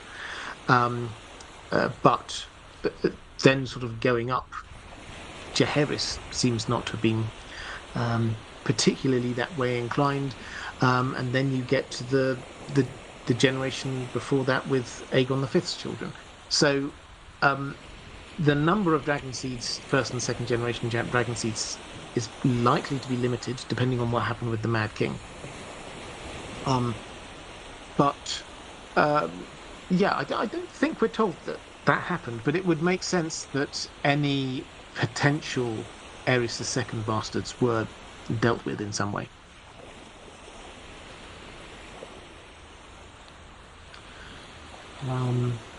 Right, let's go to a question from actually, this one? No, it's not. I've got 3 or 4 more questions, actually. Another one from Magma Frost. I have a question about Melisandre. I wasn't able to fully work my head around before last week's stream. Why does she offer to make a shadow baby with Davos? It can't be purely for their military application, because she has no shortage of loyal queensmen who'd no doubt be willing, and yet she doesn't seem to be making shadow babies with them. In her POV, when she thinks about making shadow babies at the wall, she doesn't think about any cost or limitations on her ability to do so. The creation of shadow babies is an intimate process, but I don't really get the impression that Melisandre would be at all prudish about that sort of thing. The only remaining explanation I can think of is that despite an abundance of Stannis-serving military applications for shadow babies and an abundance of people Mel could make them with, she only thinks it's worthwhile if Davos specifically is one to her side, or that she is bluffing, knowing that Davos would refuse, and she actually can't make a shadow baby with him or with the Queen's Men. So, why? And she does. She offers to Davos. She also thinks about Jon in this kind of context at the wall. So it doesn't seem to be specifically it has to be with Stannis, but there does seem to need to be a man involved. So why? Well, when she's suggesting it to Davos, it's like Stannis is... I don't know if he's got it in him to make another one. The implication is this kind of drains his life essence in some way. So what she says to him is, with your life fire we could... And then it kind of like Davos kind of stops her at that point and says, no, we're not doing this. So I think the implication, although she doesn't carry on with that sentence, and George R. R. Martin, as we know, doesn't like us to know all the details of how magic works, I think the implication is that Davos, that everybody's got in Melisandre's mind anyway, a kind of like a life force, life fire, as she would say it. And some people's is stronger than others, and Davos is very strong. He stays alive. He survived a couple of occasions when perhaps he could have died. So he has got a very strong life force, and so perhaps she thinks with that, the implication of the sentence is, we could make a really strong shadow baby, and particularly when she gets to the wall, she thinks shadow babies here would be incredibly strong. So yeah, I think that's what it is. She could, I think the implication is, yes, she could have shadow babies with any one of random people, but she offers it to Davos as this is a way you could serve your king, which is yeah, perhaps not. The line would probably work on a lot of people, but on Davos it did not. Per Marcus Risman, 7 blessings, Robert, from a rainy Sweden. Well, hello to you in Sweden. It must be, if you're still watching, it's very late for you there. This is a follow-up regarding the R plus L equals J streams. I don't think this has been addressed, but apologies if I missed it. I'd like to hear your thoughts on whether the reveal about R plus L equals J would actually hold up, even when it comes. In the show, everyone seems to accept it simply because a crippled boy said so when Sam found a scroll in the Citadel. But when I look at it, the evidence seems quite weak. Considering the political climate of Westeros, distrust of bastards, Jon breaking his vows as Lord Commander, etc., I find it hard to believe that people would simply accept it. What do you think? Is there a way the Lords of Westeros could be convinced? So I think there's two levels to this. Are we going to be provided with enough evidence for us as readers to believe it? And are people in Westeros going to be provided with the evidence? So I think the answer to the first half is yes. And that could be something akin to what happened on the TV show. If Bran does go back in time and we see this and he goes beyond the Weirwood network and he sees the baby there and Lyanna's doing the promise me thing, and if he sees that and he hears Ned going, well, I'll name him John then, and I'll raise him as my own, and it's like, so we will get the reveal. That bit I'm sure of. Your question, though, obviously, is more about what about people in world. Now, some people in world, I suspect John will believe it, whatever happens, and I think that this is going to. Perhaps Bran will tell him. Perhaps Sam will say something. Almost certainly we're going to get Howland Reed, who everybody knows was there, and everybody knows Ned trusted. So we'll get something from there. Maybe there'll be some other thing. We don't know. But I think John will believe it. Others, I mean, my general feeling is that he probably won't wish to push his claim much. And so who the others are who believe it doesn't really matter. I think that potentially we could see, say, Dany might come to believe it if he does, like, reach out his hand and Rhaegal or whatever likes it, and it's like, oh, maybe you've got some Targaryen blood in you, and it's like, oh, no, you haven't to mention it. So that could be a way that she might believe. But then it's just a matter of, we often, I think, try and put our kind of like modern understanding. Is there enough proof here? In that world, I think you're very right. There's a lot of distrust, but it will also be who wants to make use of it, and whether they believe it actually matters less than whether they wish to use it in some way. So if they're told, actually, this person here is he's Rhaegar's son, so technically he's the rightful king, and then some people go, well, I don't want Cersei to be ruling, don't quite like that Dany person, who else is there, I'm not entirely sure, I think I want this person as my candidate, and then they might put him forward. So that, I think, is what we're looking at, is not people necessarily buying into it, but it's, do people buy into it, or do influential people buy into it enough to want to use it? The same thing is there with Fagon, incidentally.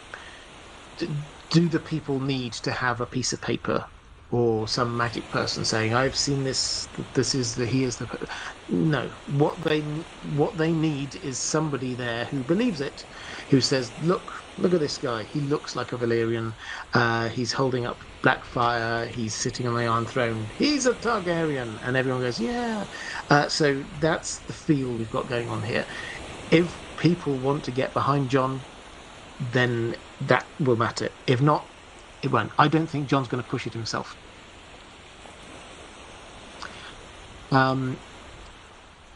Bear Island saying, something I missed in my reading of the books was the subject of the fake Tommen theory. Tommen was sent to Rosby, intercepted by Tyrion, and eventually sent back to King's Landing. But the Tommen who returns looks different to most characters, with only the notoriously neglectful Cersei seeming not to notice. Whether House of Rosby is holding back the real Tommen or not, how do you think the idea might affect the succession chaos ahead for the Iron Throne? Well, I have to admit, I missed this as a theory as well, reading... I've only sort of stumbled across this in passing on a sort of message boards kind of thing. I will admit I don't, in the absence, I've not dug into it in huge amounts of detail, I will confess.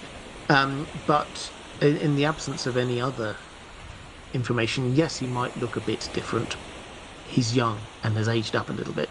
But Cersei doesn't, and you say she's known to be neglectful, but also she's obsessed with her kids, and her not noticing there's a difference seems unlikely. Her son, this isn't my son. Tyrion not noticing, or Jamie, or any of the other people who know Tommen, um, actually thinking, hang on a minute, this actually isn't Tommen. So yes, he might look a little bit different, but I don't think that that's going to play into anything myself. Um, Eduardo Stealth saying, "Hi, Robert and Dan. What do you think of the tinfoil theory that George R. Martin has already finished all the books? He doesn't want to deal with the inevitable online criticism and backlash, so he has arranged to release everything after he dies." Um, I mean, I think it is tinfoil. Personally, I don't. He's denied it, and everything I've seen suggests that that's not the case.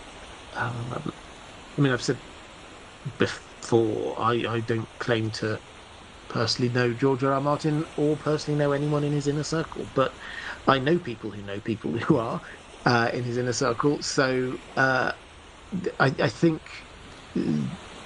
he would have to be doing such an amazing job to be even fooling his assistants and the people who are around him that he's writing The Winds of Winter. No, he's still at it. It's slow, it's frustrating, but and he's most of the way through. Who knows? We've not had an update for a little while from him, but the last proper one, he was 75% of the way through. He has been writing some more since then, so I don't know, 80%, whatever. He's a goodly way through it, and I don't think he's written both books. I don't think he's written one. What I do think that he might secretly be doing is writing some other things alongside, like Fire and Blood Part 2. He's admitted he's written a few pages of Fire and Blood Part 2. He seems to find that a whole lot easier to write. And also Dunk and Egg stories.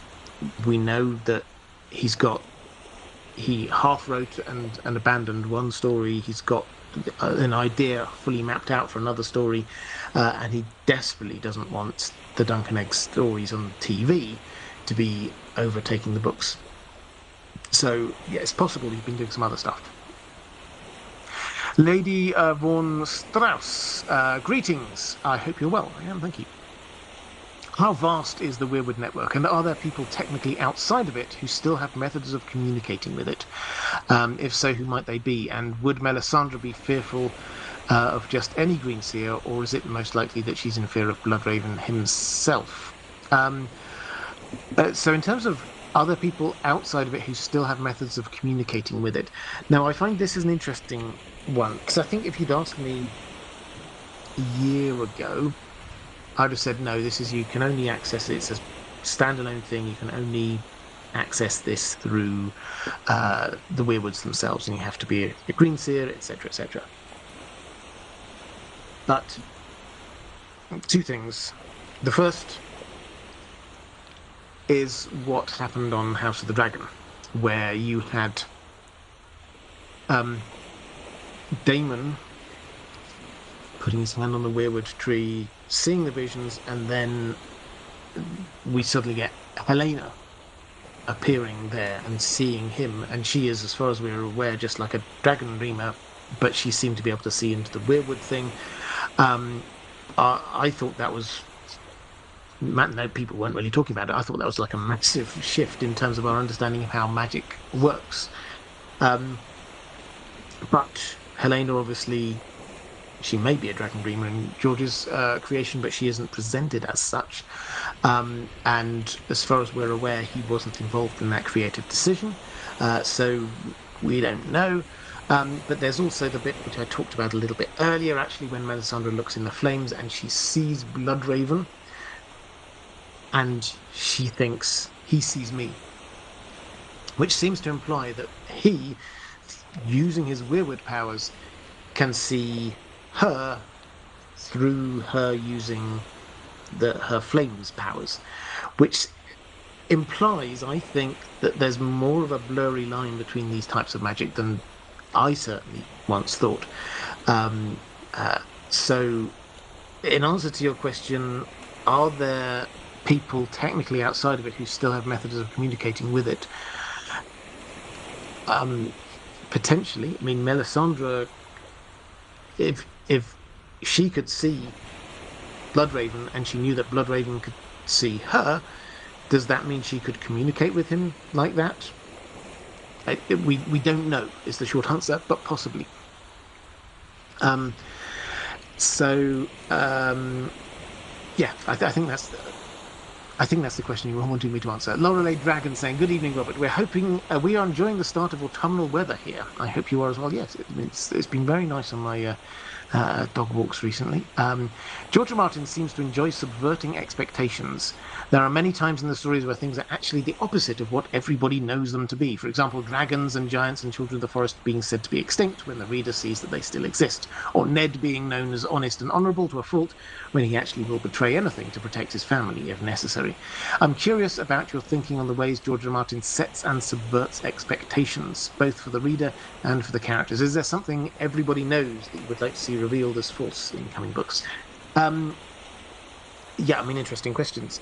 So subverting expectations, I think the biggest thing here, I don't know whether this counts as subverting expectations, but um, book one, said it before, he writes it as low fantasy, as if there is almost no magic there, with the exception of the prologue, the last little bit of the last chapter, and Bran's chapter of visions.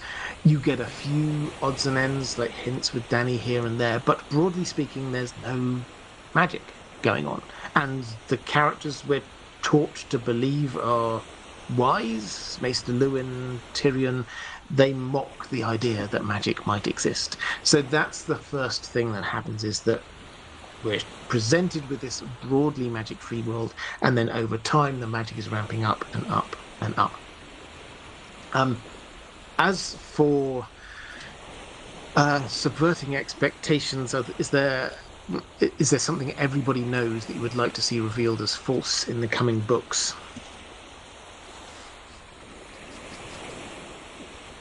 I don't know whether this counts in terms of what you're talking about, but I want people to know what Jaime did. I just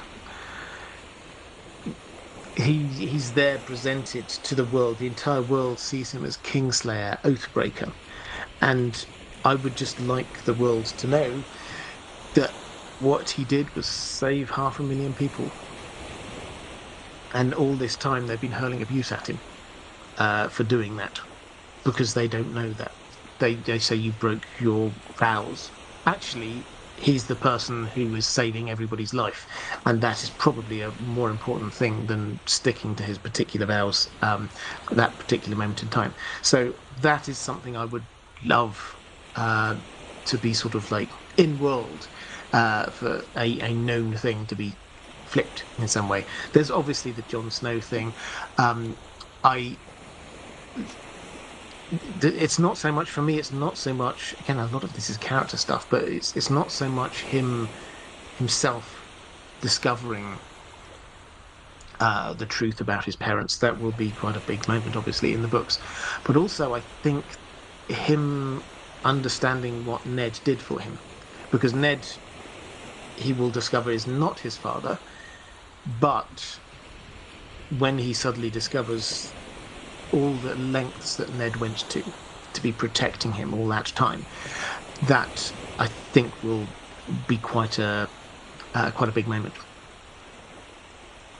Catherine Furseth, to what extent do you think Maester Aemon had dragon dreams? It didn't seem to bother him in his youth, even if he did have them, and he doesn't seem to say directly at any point that he does have them, apart from "my brothers had them and they killed them all."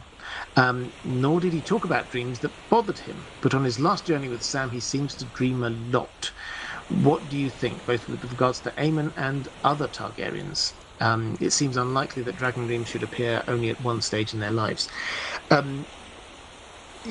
Well, we don't know whether dragon dreams might only appear at one stage in their lives. It's entirely possible that Maester Aemon's dragon dreams came to him in old age, because the dragons were back, and that was what was prompting his dragon dreams. The You're right, we don't hear of in his youth him having dragon dreams. We haven't really met him in his youth yet. We know he's around. We know that Egg went to see him. And we also know there's a big moment when he could have become king. And he decided not to. And there's also a moment when he decides to go up to the wall.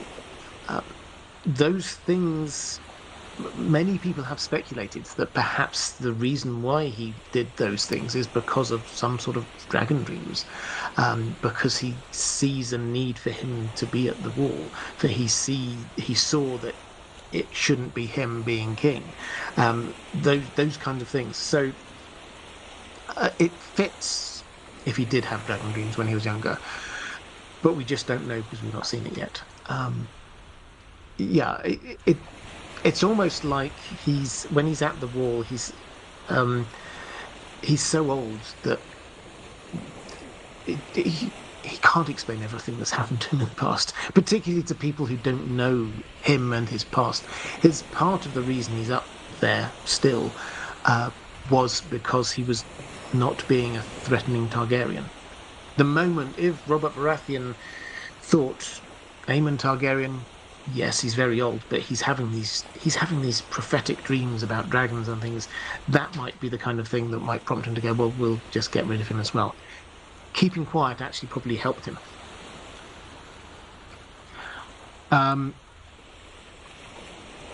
Right, let's go to Sir Steve the O, saying, you mentioned that your main channel is for those who love nerdy detail. Absolutely. So here goes. This one is deep in the weeds. In your excellent post on Aragorn's tax policy, there was some nerdy detail regarding the relation to taxes and having a state army versus the fact that raising armies in Gondor would be delegated to fiefdoms. If A Song of Ice and Fire Westeros' society is similarly feudal, people at the bottom are bound to their landowner, lord, liege, etc. So when the banners are called, it trickles down through the land and men will march off to war. Lannister army is a good example. That armour must be immensely expensive, no matter how deep the mines are at Casterly. So my question is, Game of Thrones and similar TV shows unrealistic in showing massive medieval armies blinged out? Wouldn't the poorest peasants have at most the armour or weapons they can afford? So I think so. Yes, you would have to go to a historian. There may be historians in the chat. Who knows? So feel free to tell me about real life. In terms of what's going on in the stories here, yes. So I think a lot of it, though, depends on when we say the banners are called, what do they send? They're not sending every single possible person they could send. And indeed, you often get, when you're getting the banners being called, you get that, well, they didn't send many from there, and what's going on over here. They didn't send their best people, all of that kind of business. When you get the Winter Wolves, it's like, and are they sending their old men down? What's going on? So it's that there is a choice to a certain degree about who joins up. Now, the working theory, I guess, is that each major house will have not a standing army per se, but they will have several knights attached to it. They will have people who have been trained, men-at-arms and the like. They would keep their whatever they need to be able to protect their own castle, and then they'll be sending off some of their best. They might also, as you say, sort of go down the ranks and say, okay, well, we've got a smaller house who owes its allegiance to me. We'll get some of them, and we'll say to them, you need to send us 3 trained warriors, and these people over here, you need to send us 5 trained warriors. So that is the theory of how this works. In practice, everybody having exactly matching armor, no. And I don't think that's the way it's presented in the books. On the TV show, yes, because it looks cool and everybody understands who's on everybody else's side. In reality, the banners, George R. Martin puts a lot of emphasis on sigils. And we often wonder why he puts this much emphasis on sigils. It's because this is how you could tell people apart, particularly in battle and on fields like that. And you often get in Game of Thrones, I'll talk about Lord of the Rings in just a moment, that in A Song of Ice and Fire, you get, so Tyrion is there when the Dornish are coming up to King's Landing. He's there with like Podger, so who will tell me about all of these sigils that are coming here. So they want to know who is it who's coming. Often they would have like when they're with their banner, they would have the top sigil, the top flag is for who their overall boss person is. Here's the Stark sigil, and underneath that they'll have and here's the House Mormont bear, because we're House Mormont people, but we're fighting for Team Stark. So that is the way that it often would go, and the exact relationship to between the different levels of lords would dictate on what armor you might get. So if you're just there, if you get called up from like 2 or 3 tiers down, you've not got much armor, then you go up to your liege lord and they go, oh, in that case you have this. But then when they head up, maybe the Starks or the Stark equivalent, they can also hand out, well, we've got a stockpile here of castle-made swords and things, so we can upgrade some of those. It's not a one-size-fits-all. It's not like you would get everybody in the Westlands turns up to Casterly Rock and then they go, right, we have got 50,000 suits of armor, there you go, everybody wears the same thing. They will turn up in slightly different things.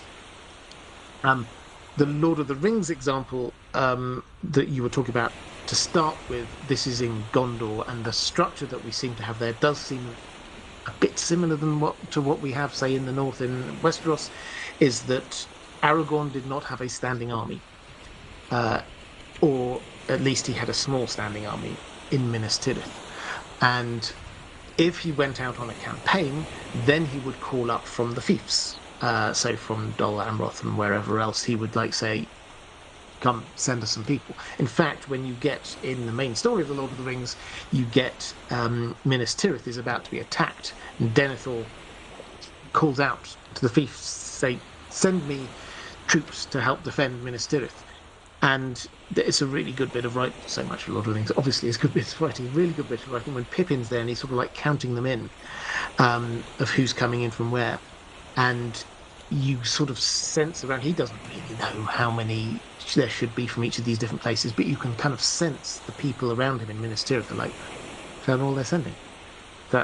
Is that what we got? And to be fair to the Southern Fiefs, they were being attacked at the time, so they couldn't spare lots of people. But for the people in Minas Tirith who know that Sauron's massive army is about to attack them, it was a little bit dispiriting.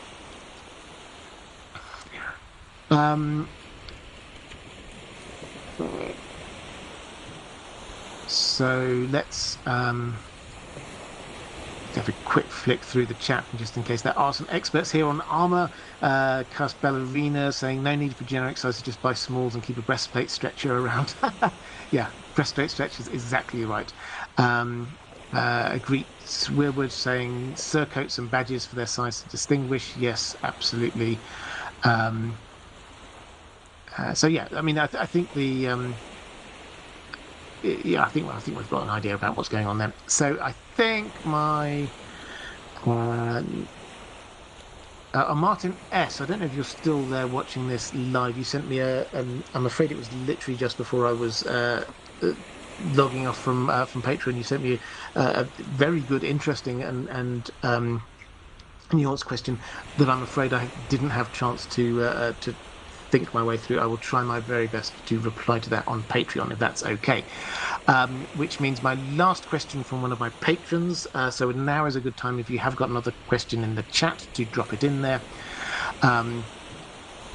Saying, Scott Bittner, saying, hello Robert, I hope all is well with you. At the start of A Game of Thrones, it seems the Kingsguard is in a fairly sorry state, and by the end of A Dance with Dragons, they are right out terrible.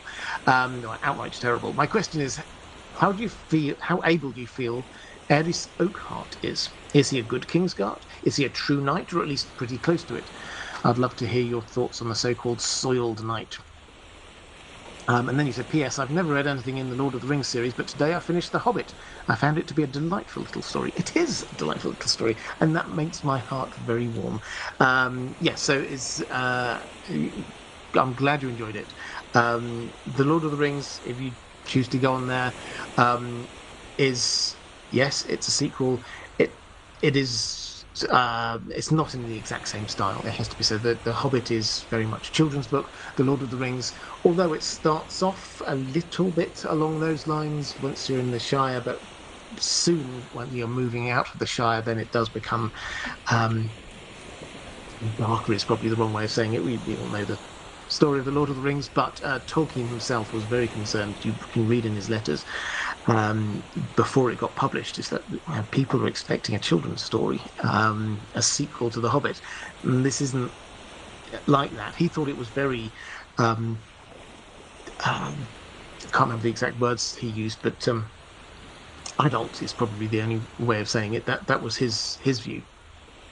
And he was concerned that people would come into it with the wrong idea. Anyway, Eris Oakheart. So he's a member of the Kingsguard. He's the one who goes with Myrcella, protecting Myrcella down to Dorne. While he's in Dorne, he gets seduced, really, by Arianne. She gets him into part of her plot to try and place Myrcella onto the throne. And during that plot, he gets killed, basically, by Darkstar. So, what do we think of him? Is he a true knight? No. Is he a good member of the Kingsguard? Again, probably no. But I think there's a nuance to this, is that he wants to be a good knight. There are some members of the Kingsguard who don't, most of them, in fact, at this point, they don't particularly want to be a good knight. They're there to be in the Kingsguard. A lot of them are there placed by Cersei, effectively. Eris Oakheart seems to want to be a good knight. However, he kind of falls short in many different ways. The obvious one, in terms of his character, members of the Kingsguard should remain celibate. He doesn't, because Arianne seduces him.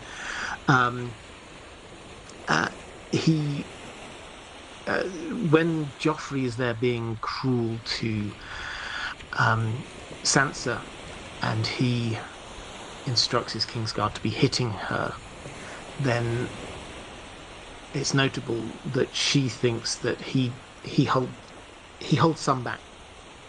The other Kingsguard don't. The Hound doesn't hit her. Boris Blount and the like, Meryn Trant, they hit her hard. He's somewhere in the middle. So he's not a true knight, because a true knight wouldn't hit a girl like that, a defenseless young woman. But he's wanting to be better than he is. So we can't have huge amounts of sympathy for him over that. But then also, when it comes to combat as a knight, so a member of the Kingsguard you'd hope would be a really good fighter, he basically gets one hit killed. And he does it by sort of like charging into battle. This actually bothers Arianne afterwards. It's like, what was he hoping to achieve? Just like charging off into battle like that. And it seems to be Eris was just like, he just thinks, I've fallen so far short. I'm going to go out in a blaze of glory, effectively, which he sort of failed at as well. So, is he a good member of the Kingsguard? No, he falls short. He wants to be, but not enough to actually make a difference. So that's my overall take on him. He's quite a tragic character. Martin S. saying, I am here and look forward to your answer on Patreon. Well, thank you very much. Right, I think with that, oh goodness me, we've been going nearly 4 hours.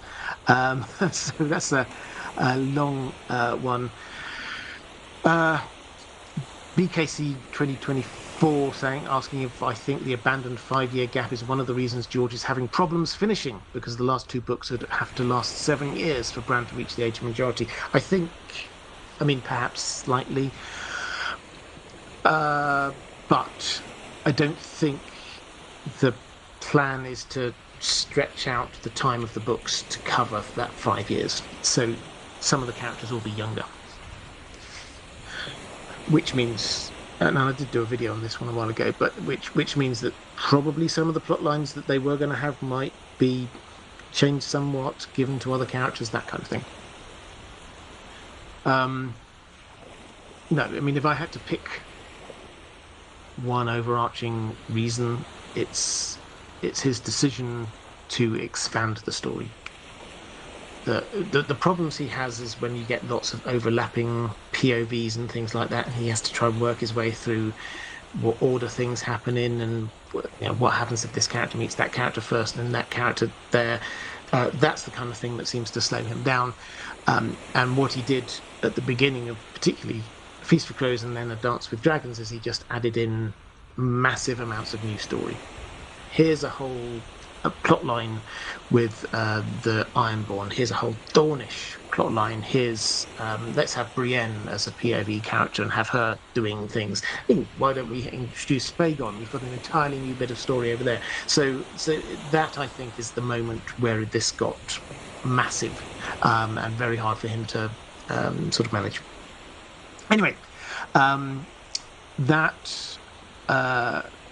haven't mentioned In Deep Sleep. I think I probably did right at the very beginning. If you like these live streams, and I'm aware of you, if you're watching them live, then I don't have adverts during them, but the adverts may well appear if you watch this back a little bit later. If you do not want the adverts, or if you use them to get to sleep, I'm very happy if you want to. That's fantastic. Don't feel bad about it. If you go to In Deep Sleep, there's a link somewhere.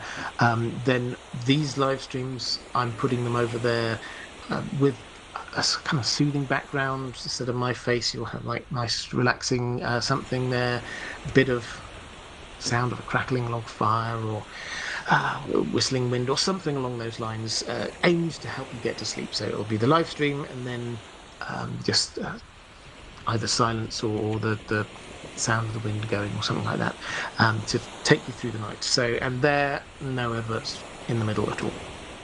So I think that's probably it. There are videos coming on the main channel, obviously, and the shorts will continue coming on this channel.